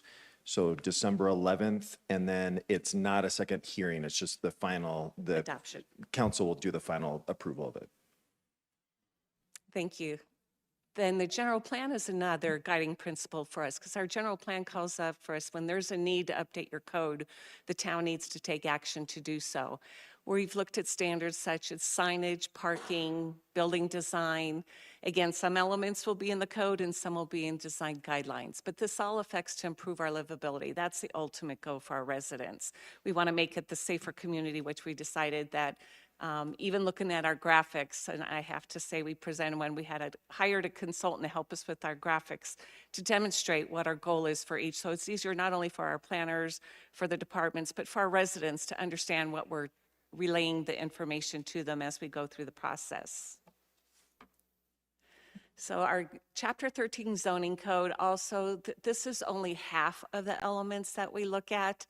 I'm going to have Frank get into the details about this, but he will also add to the conversation. November 4th, we had our Planning and Zoning Commission recommend approval. There's a few comments they have, and Frank will decide and demonstrate where they fit into the code and for your approval to include it in your decision making. So at this point, I'd like to turn it over to Frank. Welcome, sir. Thank you, Donna. Thank you, Mr. Mayor, members of the council. Appreciate the opportunity to be here. Let me turn that into a slide presentation. There we go. The materials for today included not just the draft that we're talking about today, but also there was a comparison, red line comparison to the version that you looked at during your joint session on September the 5th. And just in case you had watched or had been familiar with the version that went to the commission on the 4th of November, there was also a red line showing some changes from the version that the Planning Commission saw, so that you could see the changes that they recommended as well. There's a derivation table, so if you know the existing code really well and you said, I know that provision was in the code, where is it in the new code? That tells you where it is. There's also a major changes table that sort of explains some of the key changes, and also there's a housing impact statement, which is required by state law. So those are all the materials. That's why it's so darn long. I apologize. It's a good reading material if you have trouble falling asleep, but you know, other than that, it's just a lot. Thank goodness we don't print out the entire agenda. It's all electronic now. So the overview of what I'm going to present today is that first of all, we're going to talk about what were the goals, what were some of the key changes from the existing Chapter 13 to the current draft, and including the changes since you last saw this on September 5th. Some additional tweaks that happened as a result of the commission hearing, some new tweaks that were not discussed at P&Z but are still under discussion for your consideration, and then open it up for your discussion. So that's basically the way it's going to go. Our whole point in doing this is to simplify the language, make it easier to understand, make it easier to find things, avoid duplication, simplified some of the procedures, clarify some of the zoning districts, things like that. And also to try to pursue some attainable housing goals that the Attainable Housing Task Force had. And I didn't coin that term, by the way. Somebody did complain to me about using attainable housing. That was just the name of the task force, was Attainable Housing Task Force. And so we did try to incorporate some of that task force's work. You've seen this before. It's just an explanation of how the zoning district names changed a little bit. We stuck all of the provisions pertaining to particular uses together. In the existing code, for example, if you're looking for what are the rules about marijuana uses, you'll have to look in many locations in the current code. In the new code, they were all amalgamated into a single section. Same is true for several other types of uses. So it's just easier to find. The new code uses tables instead of text. So you'll have, in the existing code, you'd have 30 or 40 pages of lists of uses. That gets boiled down to just a couple of pages of tables. And the uses themselves are amalgamated into combined uses. So you'll have animal A uses, animal B, animal C. That's a progression of animal uses from the least obnoxious, if you will, to the most obnoxious, the higher letter it goes, and same with all the others. And so that simplifies how you look at the code. It also makes it easier if there's a new use that comes along. It makes it easier for the zoning administrator to try to figure out where does that fit in the continuum. So it's just an easier kind of way to look at it. One of the key changes has to do with multifamily housing. The existing code in the C1, C2, and C3 districts, which are now called CN, neighborhood commercial, CG, general commercial, and CI, which is industrial commercial.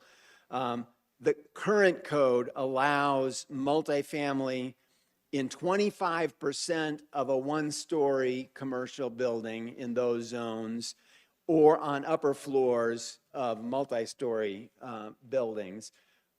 We've kept that, but we've also added that it also is allowed as a primary use, so you don't have to have some other commercial use on the first floor.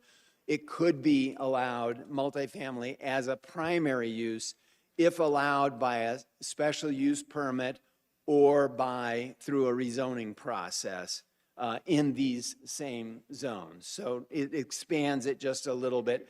The update also, pursuant to feedback given on September the 5th, we removed the 50 square foot per unit storage requirement. That's no longer in the code for multifamily.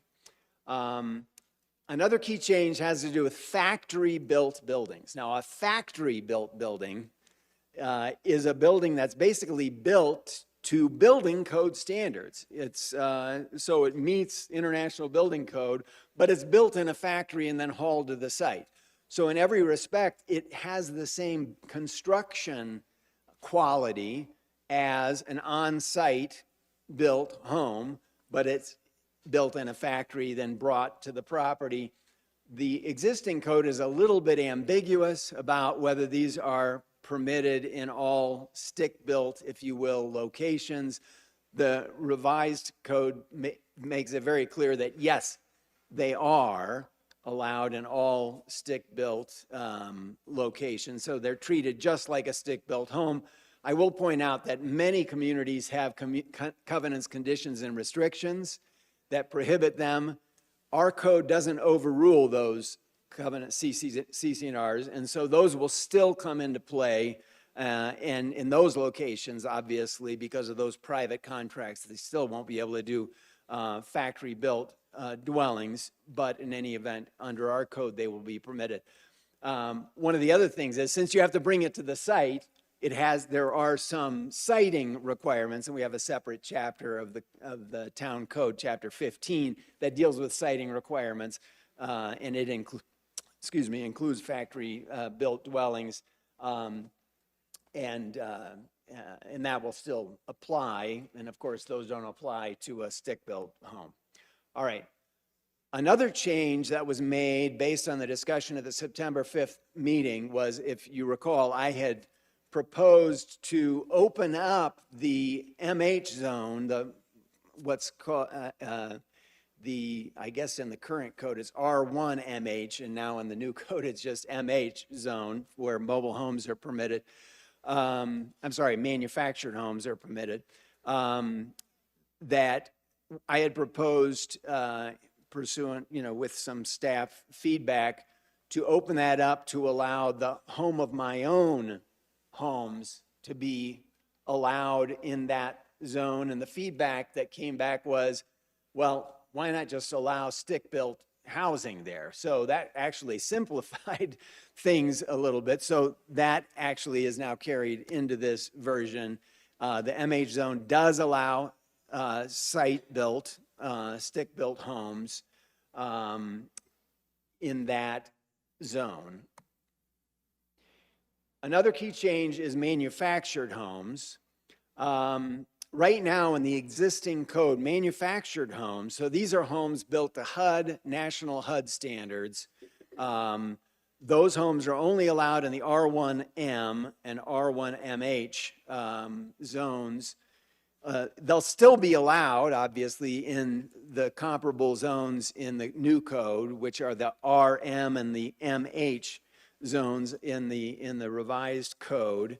And also in the existing code, manufactured home parks are allowed by what they called use permit under the old code. We call them conditional use permits now in the C1, C2, and C3. Well, in the update, we have all of those same things, but we've added that a manufactured home that has all the features of appearance of a site-built home. So it has to have a garage, it has to have eaves, etc., and those provisions are in the code, can also be allowed in site-built housing districts with a special use permit. Now, this is the kind of use permit that comes to the council ultimately. It gets a recommendation by the commission and then comes to the council. So it's like a mini rezoning, basically.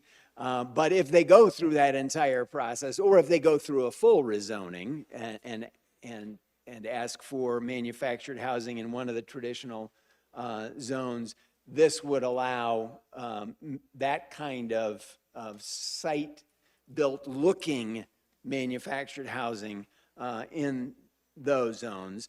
The new code also allows manufactured home parks to be permitted by SUP or as part of a rezoning in the RM or MH zones. Right now, RM and MH allow manufactured housing, but they don't allow manufactured housing, manufactured home parks. So now it would be opened up also to manufactured home parks as long as they go through that special mini rezoning or full rezoning process.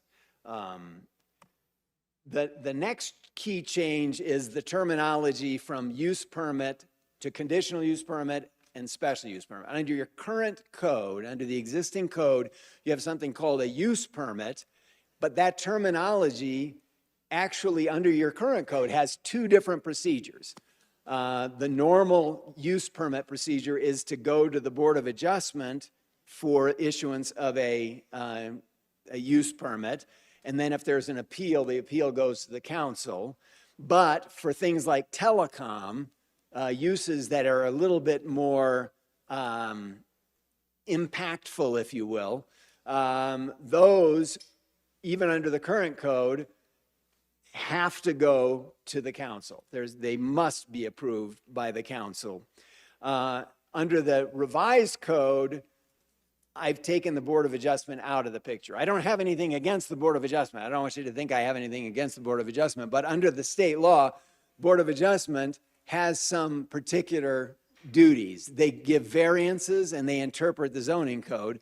So they're really not the right, in my opinion, entity to be reviewing what amounts to a mini zoning application. It's really the Planning Commission or the staff who does that sort of thing. So that's the way we've done it, is CUPs, which are the lesser strenuous process. That actually will now go to a staff process. The zoning administrator, after sending out the notices to people within 300 feet, would make and getting feedback from those people, staff would make that determination on a CUP, and as long as there's no appeal, that's the end of it. The CUP is administratively issued. If there's an appeal, that appeal goes straight to the council.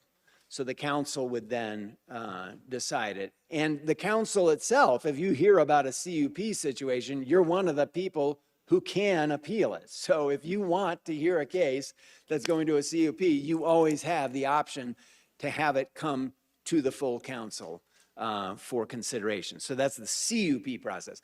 The SUP, special use permit process, and this is used for some of the uses that are of greater concern, if you will, from a land use perspective. This process requires a recommendation from the Planning Commission and then action by the council. So it's like a mini rezoning. You don't have quite the same number of procedures involved, but nevertheless, it does go to both of those bodies. And that's used for things like, again, telecommunications, as in the current code. We've added utility scale solar. So if somebody wanted to come to town with basically a solar farm, they'd have to go through an SUP process, or get it approved through a full rezoning process. That's also an option. But in any event, or wind turbines, which are not in the current code. And as I mentioned previously, now the manufactured housing provisions would also use that heightened SUP process. The revised code also now adds a provision that's not in your existing code called conditional uses upon annexation or diminution claim. It's kind of a complicated thing, but it's basically opening up for the council's action the ability to give somebody upon annexation a use that was permitted in the county, but upon annexation normally wouldn't be allowed in the town. Normally what ends up happening is a person will say, I'd love to come into the town, but the use I want to use my property for, which I can in the county, it's not allowed in the town. This now allows you, when you annex the property, to allow that use as a special condition of that sort. So, all right, another change is your current code, and we talked about this on September 5th, but basically has a minimum lot size on the standard zones of 10,000 square feet. Now, this would allow zoning density designations of -5, 6, 7, and 8 to actually have lot sizes of 6, 7, 5, 6, 7, and 8. And then the minimum widths and lengths of the lots are slightly reduced as well to accommodate these different lot sizes. The densities, the overall densities are the same. The existing code already says, has a density designation of 5, for example. It's just that if you want to do R1L5 if you have R1L5 and you have a 10,000 square foot lot, that means you have to have a 10,000 square foot lot, put 2 homes on it. Under this approach, you'd be able to actually split that into 2 5,000 square foot lots. That's the difference. But I mean, so the density stays the same. It's just that a person can now have a smaller lot size. A question had come up, well, if we do this, does it apply to some existing land? There is a little bit of land that has existing zoning that will be now able to be used in smaller lots, not very much. Again, the density ends up being the same. For example, in the R1L5, if you had R1L5, there's 109 acres of that right now in the town. And right now you can do 5,000 square foot density on 10,000 square foot lots. Now you'll just be able to do 5,000 square foot lots. So it's kind of a more simplified approach. All right, another key change has to do with planned area development. Planned area developments, PADs, can now be, right now in your existing code, they're an overlay. Under the revised code, they can be either an overlay or a primary zoning designation. Under the existing code, it requires 40 acres. Now you can do it down to 5, as small as 5 acres. These now follow the standard rezoning process. The only difference is that for a PAD, you have a bunch more front-loaded information that's required. So if you compare the PAD documentation requirements to the standard rezoning documentation requirement, there's a lot more stuff that comes with a PAD. But other than that, it comes through the same basic process. It's essentially, as it is right now, it's a developer written and council approved zoning regulation for a particular piece of property. And then the way this goes is that subdivision plats, development plans, and things that are consistent with the PAD later on are staff approved. It's just an administrative approval. already approved PADs, so PADs that have been approved in 2024 and prior that have their own procedures explained in them or were approved with particular procedures must follow the procedures that came with their approval. So most of these procedural things having to do with PADs will apply prospectively only. So anything, for example, if an existing PAD said, council, you're going to see X, Y, and Z, and it says that in the PAD that you approved last year, you'll still see that. So it didn't change that. All right. So another key change is that I've added a zoning procedures section. One of the key things I've heard in reaction, especially to the draft that was presented to you on September the 5th was, hey, people show us pretty pictures in the zoning hearing process, and then when they get the zoning, and then what they build is not the same. Okay. Well, the problem is that there's nothing in your current code that requires that documentation, which an applicant brings to you, that be part of the rezoning that gets approved. It does happen that way for PADs, and you have in the PAD process something that you call a preliminary development plan. Well, now preliminary development plan is the name of the document that identifies the zoning entitlements that somebody gets for any kind of zoning. So if you want a rezoning to R1 to RL, residential zoning, and you're showing pretty pictures of how this development is going to be, those pretty pictures are the preliminary development plan that gets approved with your rezoning. And if you want to change it after your zoning is approved and it's substantially different from what you presented at council, you have to come back and get that approved so that there's no surprises in the process. So it's designed to deter speculative rezonings. The only time that preliminary development plan doesn't tie up the property is if the council itself says, you know what, I'm not gonna, if the council asserts that it doesn't want to tie the property to that specific development, that it does want to just give the generic zoning, it can certainly do that. But the general rule is going to be that if nothing else is said, those promises, those pretty pictures become part of the record and are approved with it. You might notice, by the way, if you look at the procedures in the rezoning procedures section, they look a lot like the PAD procedures, and they are. I basically moved the PAD procedures and applied a lot of that process to all rezonings. But anyway, that's the way that is. The preliminary development plan, by the way, then also gets recorded with the ordinance, the rezoning ordinance, so that even a later buyer knows that those are the rules applicable to that property. And again, with subdivision and plats and final development plans, as long as they're consistent with what was approved as part of the preliminary development plan, those get approved administratively, not through a council process.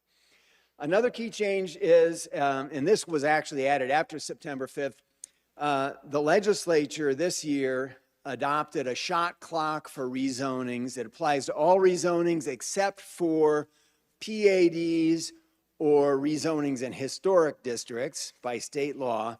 And it basically what it says is you have to finish a rezoning within 180 days. So I stuck that in this because this is our last chance to add it to the code before the deadline, which is the end of this year. So I've added that.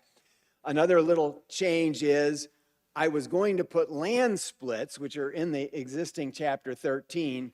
I was going to put them into chapter 14 because I thought those two were going to be coming forward at the same time, but we're a little behind on chapter 14, and I didn't want there to be a period of time where you didn't have regulations on land splits, so I stuck land splits back in. So if you're wondering why land splits are all of a sudden in when they weren't in on September the 5th, that's why they're there. Okay. Additional tweaks approved by the Planning and Zoning Commission was that we realized that, if you go through a rezoning and you're showing your preliminary development plan, let's say you're showing that throughout the rezoning, you've always said, hey, I want to have manufactured housing on this property.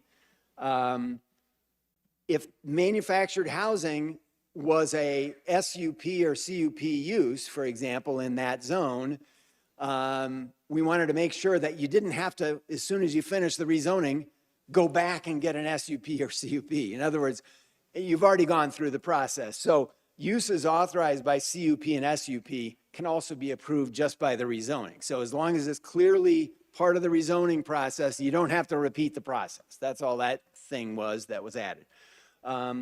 We changed in the version that went to the P&Z, there were certain uses that were only allowed by rezoning.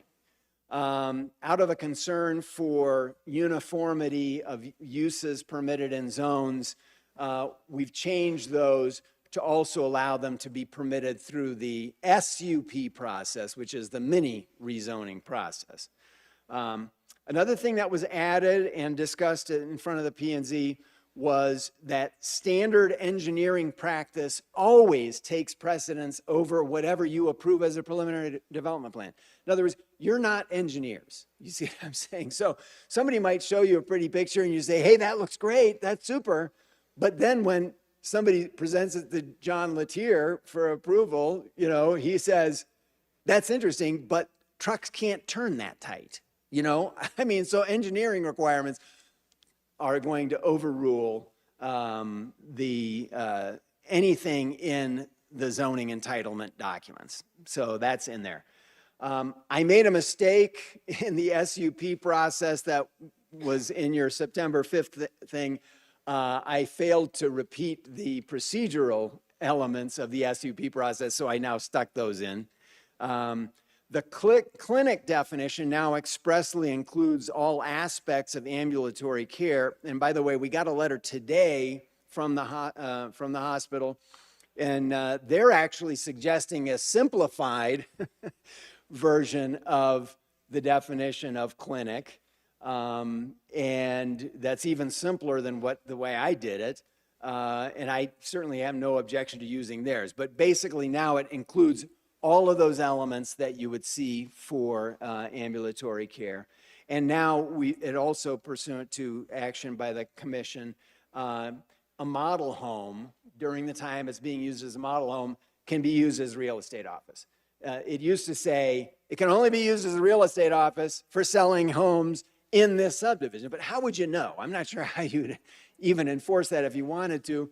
But in any event, that has now been clarified and kind of opened up a little bit. All right, now not discussed, but at P&Z, but now added to this draft are the following items. So one of the things is that the engineering folks looked at our list of elements to be considered in a rezoning process. You know, it used to be, again, in the PAD procedures process, but now it's in the general rezoning process. And there's a list of things that say, these are things you ought to be thinking about when you're granting a rezoning.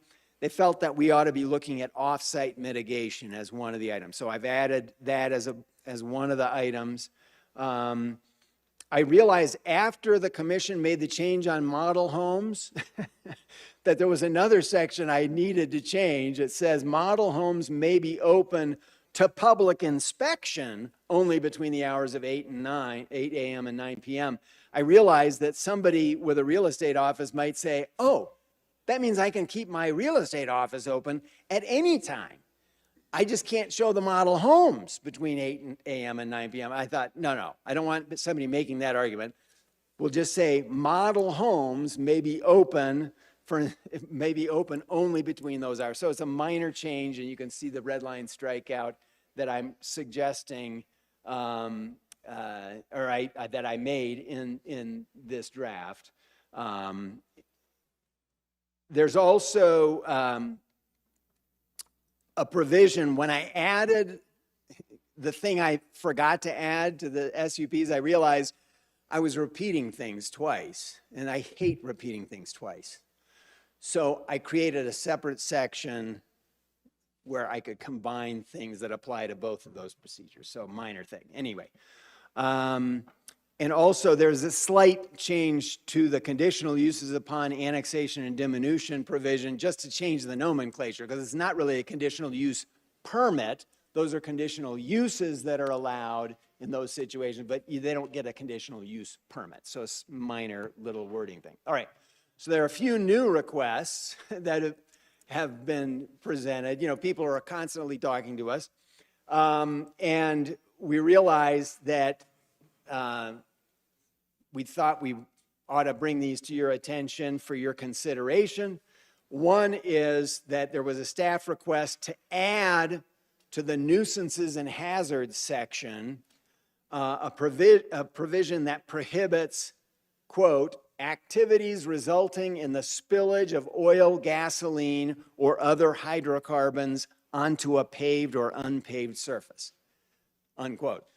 That terminology. So right now, hydrocarbons are going to be regulated by other environmental laws. They're really not discussed in the zoning code, but the feeling was that we probably ought to have something to say, hey, you know, if you're changing your oil and it's spilling on the ground onto the dirt, that should be a zoning violation. So if you're okay with it, that would be something to consider adding. We already in this code have a provision that says that you must park, if you're going to park in the front yard, it has to be on a paved surface and it can't be on more than half of the width of the lot. That was added to the new code, but now this would add another level of protection on that to say, and by the way, you can't spill your oil. All right. Neighborhood services, or somebody was concerned about allowing site-built housing in the MH zoning district before the adoption of residential design standards. And so for example, as Donna said, early next year, they plan to bring forward to you residential design standards and commercial design standards. And as I mentioned earlier, we now allow site-built housing in MH zone, but the concern was, well, what happens if you open this up? Somebody could put a McMansion, if you will, combine some of those lots in the MH zone, put a McMansion there, and that's of some concern. If that is a concern to you, an option would be to just remove the site-built housing as a permitted use in the MH zone for now, and then you can always add it when the design standards come. I don't have really an opinion one way or the other on that, but I'm just reporting that to you. The third item, I'll just leave to Vice Mayor Hunt, but I did want to mention that that she had also made a suggestion that instead of going through the SUP process for manufactured housing, that it be a CUP process, and I'll leave that to her. And as I mentioned, we did receive a letter from the hospital today, and they added a new request, which is they're concerned that if you look at the use table for the commercial and industrial zones, a hospital is allowed with a conditional use permit in some of the zones, the CG, CI, and PM specifically. But they were concerned that, well, what about nursing homes? And I said, well, I mean, the whole point of the hospital definition is overnight care. So if you can have a hospital, you can have a nursing home. But they were concerned that if they came forward later and somebody said, oh yeah, you can have a hospital, but you can't have a nursing home. So they wanted us to add a line to the use table to make it clear that with a conditional use permit in those same three zones, you could also have a nursing home. I don't have an opinion about that either. If you want to do that, it's fine. I mean, it's in my opinion, it's already covered by the fact that you can have hospitals, but if they feel like it's clear, that's fine. I think the next, so let me just show you what the last piece of the hospital's request was, because it's easier to just read it. So here's their letter. There's they allow nursing homes with conditional uses in CG, CI, and PM. But then under the clinic definition, here's what they're asking for is this language right. Oh, I made it too big now. Sorry. Trying to make it readable and I screwed it up. Sorry. Is a place for the provision of ambulatory health services where patients are not housed overnight. That's a much shorter definition than I have in there. I always like shorter. If they like shorter, I'm okay with this change that they've asked for too. So I've already prattled on way longer than I should have. I apologize, but I'm happy to answer any questions that you may have. Thank you, Mr. Cassidy. I believe we're going to give you a break for a moment. This is a public hearing. Is there anyone out in the audience that wishes to comment or speak in regards to any of the plethora of things that Mr. Cassidy covered this evening? Oh, hang on. We can, yeah, if you guys just want to start your way down here, we can go from there. I can't see who's saying that, but Mr. Mayor, I do have 3 people signed up. there are 3 people signed up. Okay, so that's okay. On this case, it doesn't necessarily mean if you need to sign up or not. So let's just start working down. I promise we'll get to everybody.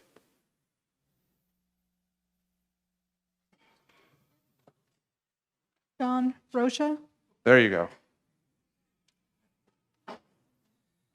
Good evening, Mayor, Vice Mayor, council members. This seems barbaric because it's been a long meeting, but just bear with me, please. My name is John Rocha. I'm a PV resident and also the owner of Southwest Homes. We are a manufactured home retailer and contractor. We've been doing it now for 4 years here in the whole northern Arizona area. Obviously, we've been very busy and we've been grateful for that. So that just tells us that we're obviously onto the right track of providing attainable housing for folks. Couple things. I had a little bit of a outline here, but I just do want to address a couple things. One is just from my industry's perspective, this is just educational. The modular home industry in Arizona is terrible. It takes 8 to 10 months to get the state to permit a modular home. And after they look it over, it goes to the local municipality to go through their own building process or building permit review process. So that can take anywhere from like 12 to 14 months just to get one modular home approved. The other thing is that it's cost prohibitive. The modular industry nationwide, actually, 95% of manufactured home factories don't build modular housing. And if they do, they have to change the entire way that they assembly line and roll houses through their factories. So it actually increases 30 to 35% in cost to do modular. So we get that question a lot from our customers. They hear modular. It's a fancy word that I think municipalities have hidden behind for a long time to be like, well, if it's modular, it's just way nicer. We can build a HUD home and a modular home side by side and you wouldn't tell the difference. It's just we're not meant to do modular in scale here in Arizona. The other thing I wanted to bring up was that the R1MH lots that we currently have here in the town of Prescott Valley, we looked them up and we have about 10 to 15 vacant lots in Prescott Valley that are currently zoned R1MH that allow for manufactured housing.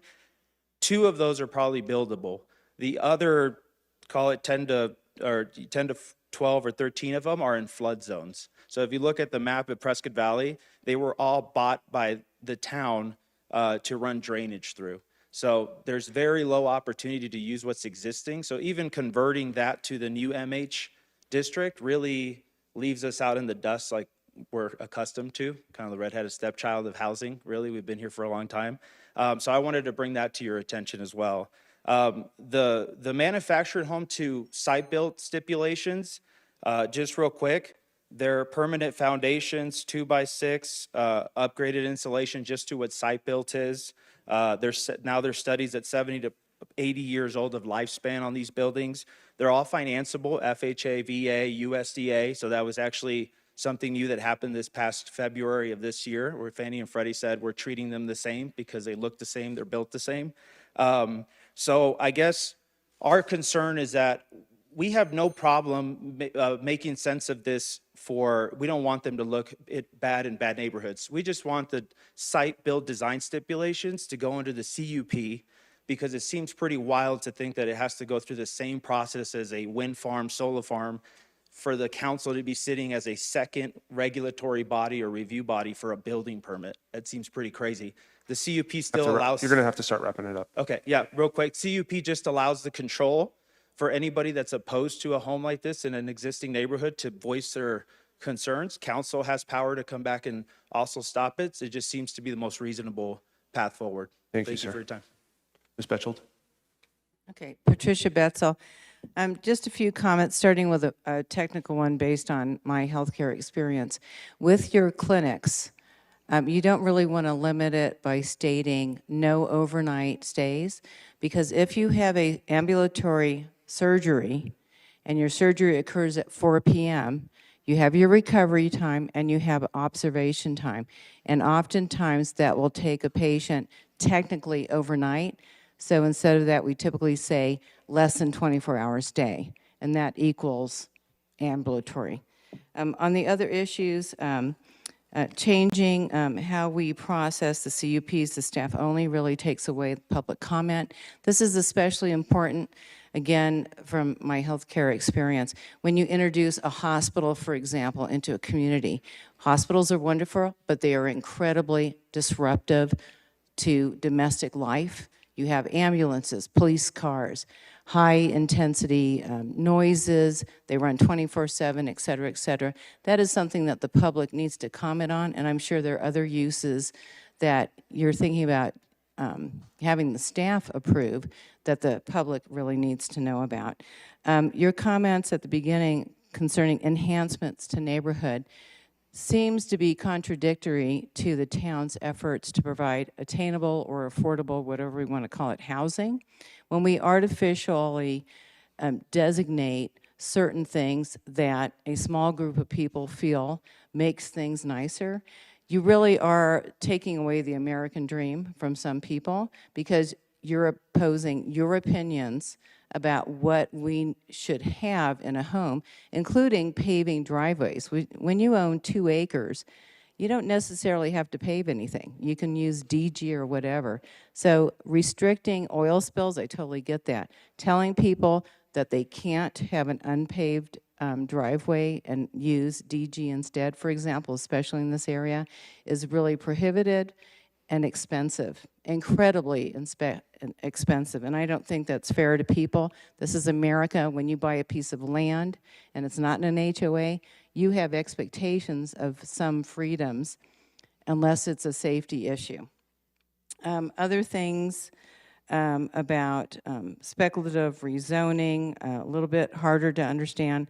Reducing lot sizes. We don't really see why this would be occurring in single-family residences. People are already close enough together to hear them brushing the teeth in the next building. We don't really see an advantage to this, except to our developers, because they can pack more units onto the same lot. And then finally, I didn't hear you discuss additional dwelling units at all. And that is probably the biggest issue that we have a concern about in this proposed zoning change. Thank you. Clerk, is there someone we missed? Come on up, ma'am. Augustine, well, You can go, ma'am. Go ahead. Sorry, Louise Weeks again. And thank you for, didn't really realize I should have signed up. And I wasn't going to, but I did have just a question on that. It looked like the minimum square footage of the lots in Prescott Valley was 10,000. Is that? Oh. Mr. Cassidy, you're fine for now. You can answer all the questions. Anyway, I was just wondering about that because I know in previous homes I've owned in Prescott Valley, the lot size was not 100 by 100. And so I just had a question about that. That was all. Thank you, ma'am. Mr. Polk. Thank you, Mr. Mayor, Madam Vice Mayor, council members. My name is Stephen Polk, representing Dignity Health, Yavapai Regional Medical Center. And we did submit a letter requesting 2 minor kind of verbal corrections to the zoning ordinance. I think Mr. Cassidy explained them quite well, but I'll go over them. But first I want to say I think you absolutely have the right attorney for the job. Frank Cassidy is an excellent land use attorney. He is the author of this land use treaties book. I pay $500 for that, sits in my office. He'll update it. I'll pay another $500 next year for it. And then I'm the town attorney for a local municipality as well. And one of the things we kick around is it would be great to do a full overhaul of the zoning code. And you know who we really should get is Frank Cassidy. And I think that really comes across. And making the code more understandable is better for everyone. It's better for the planners who are in there every day. It's better for people wanting to come in, and it's better for the citizens just to help understand what's allowed and what's not. So on to the hospital here. So the first request is to allow nursing homes under the same exact category in your CG, CI, and PM. So those are the commercial general, commercial light industrial, and your performance manufacturing districts. Allow those with the conditional use permit. Same with how you allow hospitals there. And the reasoning as the hospital, we really looked at that, and it's the skilled nursing facilities. So that's, you need a higher level of care. We're holding people absolutely for more than 24 hours there. If we're not allowed to do that in the clinic zone, because that's less than 24 hours, well, do we have to come in and get zoned for a hospital approved use just to do a SNF, a skilled nursing facility? So if you look at the zoning code, it's allowed in some of the residential districts, or at least one of them right now. And so I think it makes perfect sense for two reasons. One, we want that kind of medical use allowed in those zones. But two, we could come in and get that hospital, allowed use under hospital. So why not? Let's be explicit. The code talks about nursing homes, and so let's add that line there. And then number two, is the definition of clinic. And that, right now it reads a place for the provision of medical services where patients are not housed overnight. And we would recommend a change, just to change that medical services to ambulatory health services. That's just kind of the more modern technical term for that. And kind of the best analogy I have for that is, last night I'm playing hockey at the Wheelhouse here in Prescott Valley, and a guy on the other team hooks me. It's a 2-minute penalty, right? It's a penalty. That's the technical term. But you could also call it a foul, and people would know what you mean. And so that's kind of if you call it a place for medical services, we all know what it means. But when you talk to the medical providers, and I talked to a number of them, Dr. Torres, who's the CEO here, and other medical providers, and ambulatory health is what they're talking about when you're talking about this kind of use. And then I get, a special thank you to Miss Patricia there on the other thing we did kick around is on the overnight, and what do we mean by overnight? And certainly when I read that, I interpret that to mean we hold it for less than 24 hours a patient. And that kind of comes from the Medicare rules. So it would not also be a bad change to just say where we hold patients for less than 24 hours. Because that's certainly when we looked at that and asked that, we said we interpret that to mean that exact thing. So I'm available for any questions. Thank you. Mr. Polk. Clerk? Do we have Augustine Boger? Augustine Okay, never Bolger? mind. He's not. She's not here. Anyone else? Anyone else that didn't sign up? Here's your opportunity. Seeing no one. Public. Oh, we got someone. Come on down, sir. And we can't talk about cars and driveways today, okay? All right, sir. Talk about cars and driveway. Council, thanks for letting me say my piece here.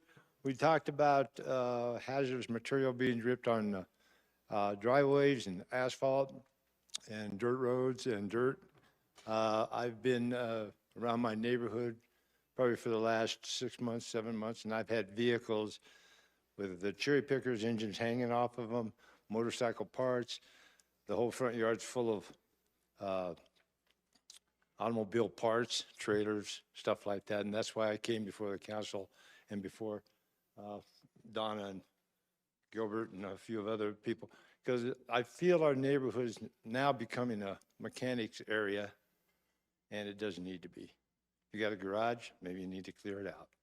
Work inside your garage, pull the garage door down during the weekends. Thank you. Thank you, sir. Clerk, anyone else? No one else, Mayor. Thank you, ma'am. Public hearing is closed. Mr. Cassidy, you're welcome to come back. Council, we have any comments, questions for Mr. Cassidy, Vice Mayor? Mr. Cassidy, I think I heard you say that the modular home meets stick-built standards. Is that correct? Factory built factory-built Well, building meets is the what I code. called it. He called it, the speaker who spoke at the public hearing referred to it as a modular home, but in the code, we call it a factory-built. But we're talking about the same Right, thing. and- Yes, those are built to. And in this building code, it talks about the requirement for garage, the eaves, and it to look like a stick-built home, correct? That's for a manufactured home with an SUP now, under this code, would be permitted in stick-built zones with an SUP, as long as it has the garage, permanent foundation and other items, eaves, other things. All residential zones. In, I think so. Okay. I'm pretty sure, yes. And then, so in all residential zones, it would be allowed with more onerous requirements than we put on stick-built home, because stick-built homes don't have to have garages. Correct. But these manufactured homes would have to have garages. That's the way it's written, yes. Right. And so I agree that instead of it being a SUP, which is the same requirement for a wind farm, that it should be a CUP, which is more closer to a building permit, because otherwise, you know, homes that are really nice in residential zones, these kind of homes individually for infill would have to come to council. Right? Just like a wind turbine does. Okay, Yes. yeah. So my recommendation is that we change that to CUP. And then I feel like there was a conflict where you said that this type of home is allowed infill in any residential zone with the more onerous conditions and let's say a CUP. But then there was another slide where it said that you would have, it could only go in RU, RL, and RS districts.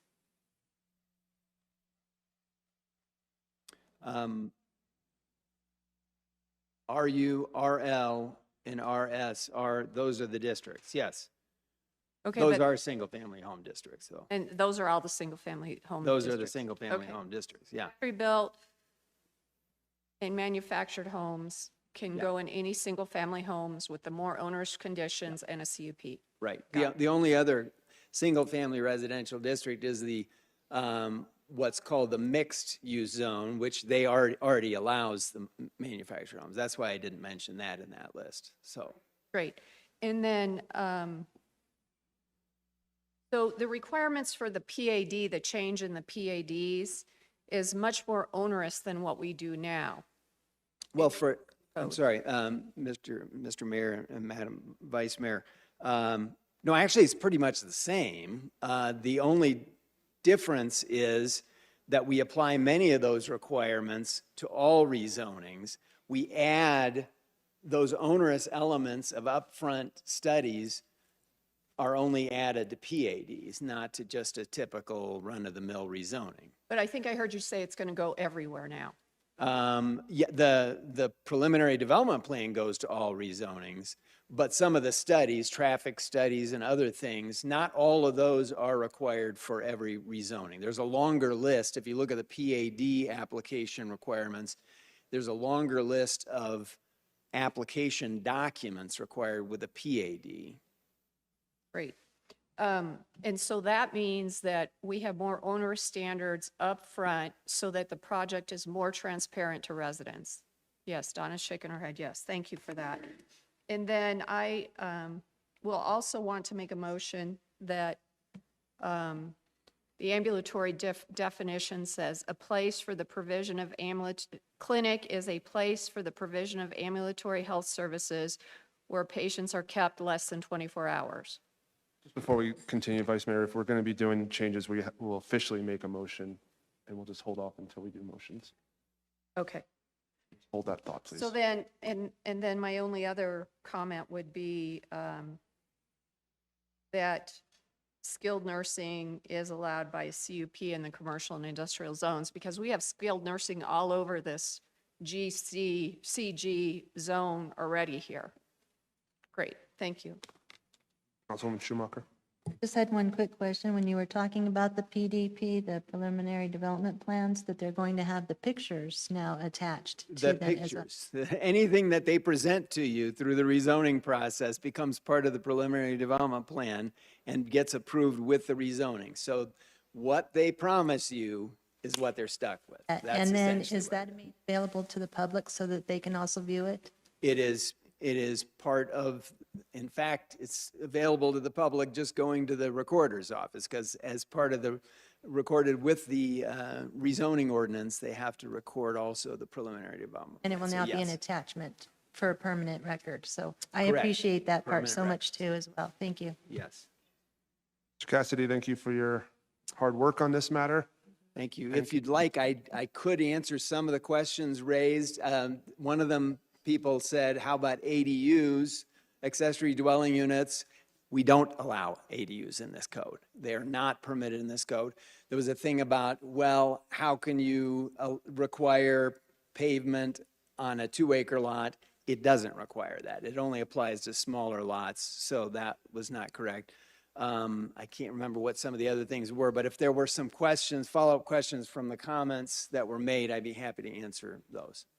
So thank you. Frank, the other question was, currently, our minimum lot size is 10,000 square feet, even though there's much smaller everywhere else, and that's why you added your 5, 6, 7.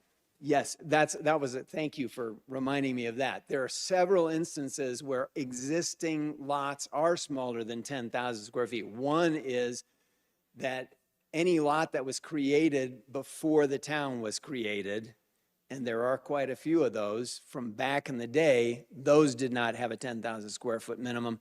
Also, if you have a PAD, the reason everybody's doing a PAD is the only way you can get a lot smaller than 10,000 right now is through a PAD. Whereas if you go to every other community throughout the state, the standard traditional single-family residential lot size is definitely smaller than 7,000 square feet. They're more likely in the 6,000, 7,000 square foot range.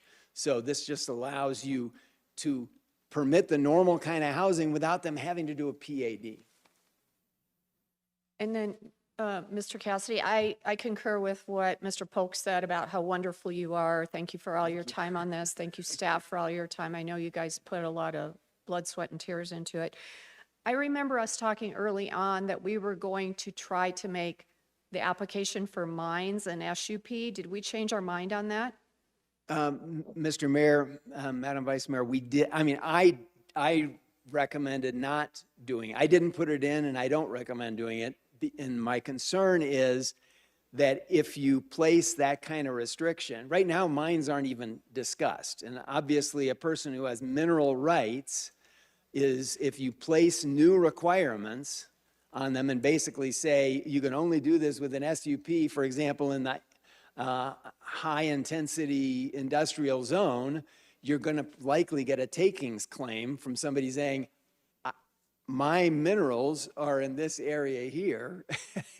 And so there is an example in I hate to say the town of Florence. They had a terrible time with a mining situation. I just don't want to introduce, so it's still, the current code is silent about mines, and the new code is also silent about mines. And that's the way I recommend that you leave it. Okay. With that being said, council, the way we'll proceed is any adjustments that have been discussed will be voted individually and seconded, and then at the end, we will encompass all of it together. You good with that, Mr. Legler? Yes, the 5 will be informal votes, and then you'll do the final vote on adopting the ordinance, and you'll specify which ones were approved in your informal votes. So you've got 5 of them, the 3 that were recommended by Mr. Cassidy, and then the 2 that have been recommended by Dignity Health as modified, the second one as modified. Does that make sense? I believe so. Vice Mayor, you want to start with yours? Yes. I'd like to make a motion that we define clinics as a place for the provision of ambulatory health services where patients are kept less than 24 hours. Clerk, please call the vote.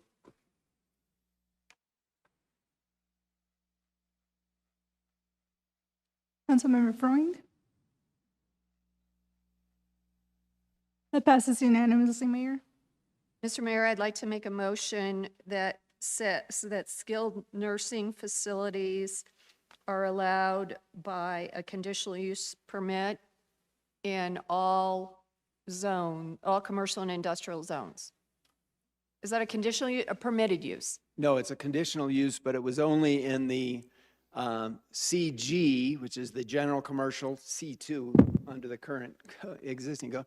So CG, CI, and PM. So let me pull that up just so you can see. That's my motion, is to allow skilled nursing facilities with a CUP in the CG and the other CI two. and And the other two. PM. Yes. I'll second. Clerk, please call the vote.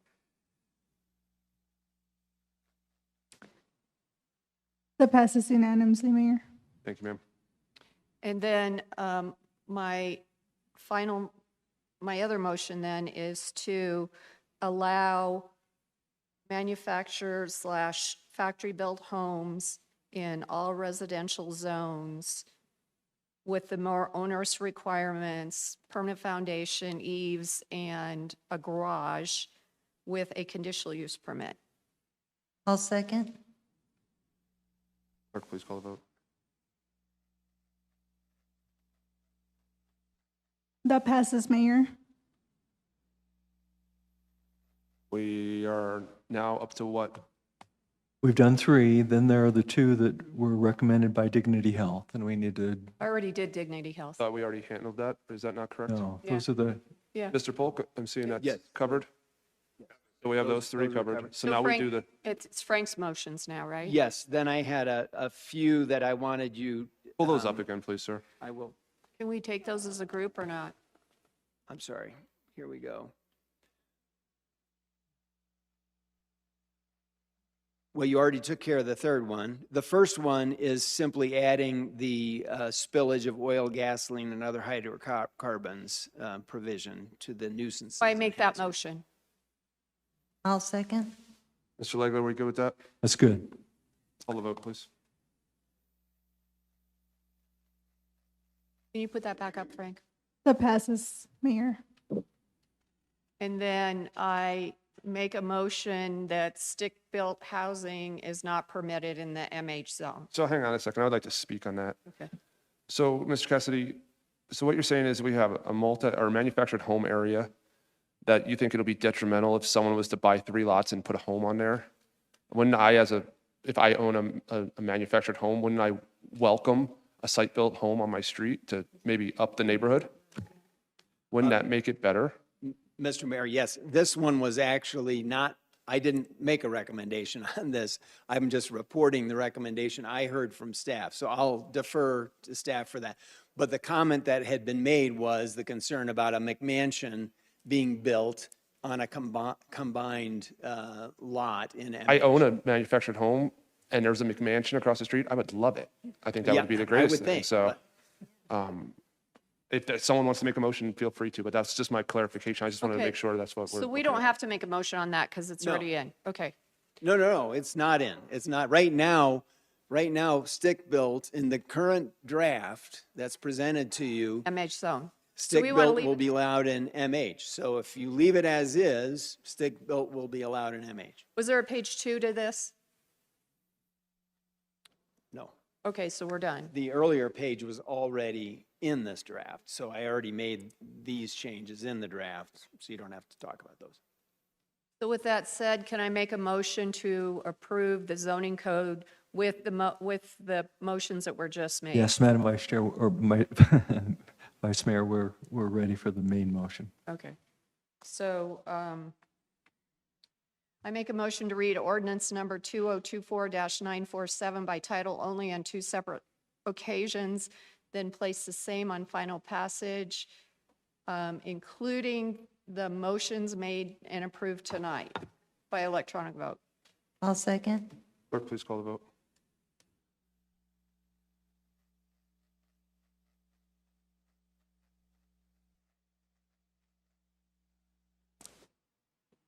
Mayor, that passes.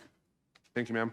Ordinance Number 2024-947, an ordinance of the mayor and common council of the town of Prescott Valley, a municipal corporation of Arizona, repealing Chapter 13 zoning in its entirety and adopting by reference a document entitled Repealing and Reenacting Chapter 13 zoning, providing that all other chapters, articles, and sections of the town code not herein repealed or amended shall remain in full force and effect, providing that if any provision in this ordinance is held invalid by a court of competent jurisdiction, the remaining provision shall not be affected but shall continue in full force and effect, and providing that this ordinance shall be effective 30 days after its passage and approval according to law. Thank you, ma'am. Next up, 10F, Park Development Design Standards and Guidelines. Mr. Kieran, how are you?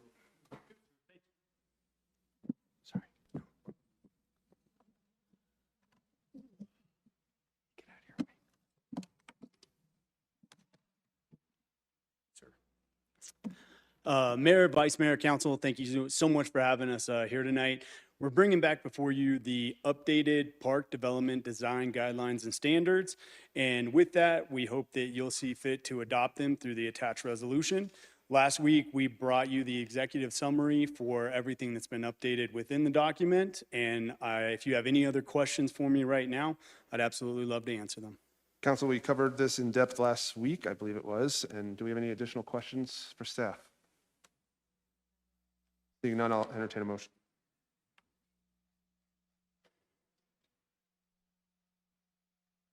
Mr. Mayor, I make a motion to authorize the mayor to sign resolution number 2024-2398, adopting updated the Park Development Design Standards and Guidelines by electronic vote. I'll second. Clerk, please call the vote.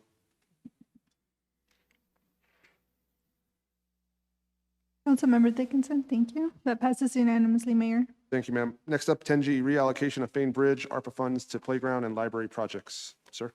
Mayor, Vice Mayor, Council, what we're bringing to you with this action is the reallocation of ARPA funding that was already originally approved for other projects within this budget year. Since the deadline for ARPA funds to be spent is looming at the end of December, 2 additional projects is what we're asking you to approve through this action. The first one would be a complete tear out and replacement of the ADA fall surfacing here at Mountain Valley Park. As you can tell, the degradation to the existing rubber surfacing that gets heavy usage, as Mountain Valley Park is one of our most highly attended parks within the community. We've been patching it, but patches can only go so far. Through this action, we'll get a brand new tear out and replaced surface with a sealer that will hopefully give us more longevity within the surfacing and add to the benefit of the community. And that is something we'll absolutely be able to get done by December. Secondly, we're asking for you to approve staff pods for in the library. As with everything within the town, we're growing, we're expanding, and adding to that, we need additional space for staff to efficiently and effectively work. What we've identified and what we're seeing up here is just examples of what we could be able to put in place. It'll give us an effective workspace to get some staff into these areas. And with that funding, they're flexible workspaces. We'll have the opportunity to be able to use them for the public in the future whenever redesigns or anything else comes around. And it'll suit a community need for us to be able to provide better oversight within the spaces that they are designated for. And we're hoping that you will see fit to reallocate the funding to these 2 projects. With that being said, I just want to make one quick comment. The playground equipment that you just showed the picture of, I go there very often with the twins, and I can say it is probably one of the most popular playground items out there. Kids have a great time, and there's no wonder it needs to be replaced. So heavily utilized, sir. Heavily utilized. So good job on that, Vice Mayor. And I'm very excited that we're using Exer Play because they have been very generous in the community, including our Lopez Memorial that we did. They donated to that. So thank you, Exer Play. Absolutely. They're an amazing community partner and business within the community, and we love to be able to use some of the amazing products that they're able to provide to us. Any other questions or comments? If not, I'll entertain a motion. Yes, I have a comment, reference the staff pods. I have been in your offices up there and had a tour of that, and have been there for other occasions to speak with staff. And I can see the necessity for these pods. And I think that they would be a great improvement and would provide the space that you're commenting about for privacy, as well as being efficient and getting business done, as well as looking good and looking very nice and making it very professional. Yes, ma'am. There's nothing else. I'll entertain a motion. Mr. Mayor, I make a motion to approve the reallocation of $75,000 in ARPA funds for the Mountain Valley Spinner Playground structure and the flexible workspace infrastructure projects by electronic vote. I'll second. Clerk, please call the vote.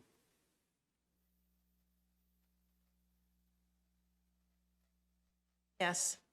That passes unanimously. Thank you, ma'am. On to item 11, council, we've reached the end of the agenda. Is there anything that wishes to be brought up at this time?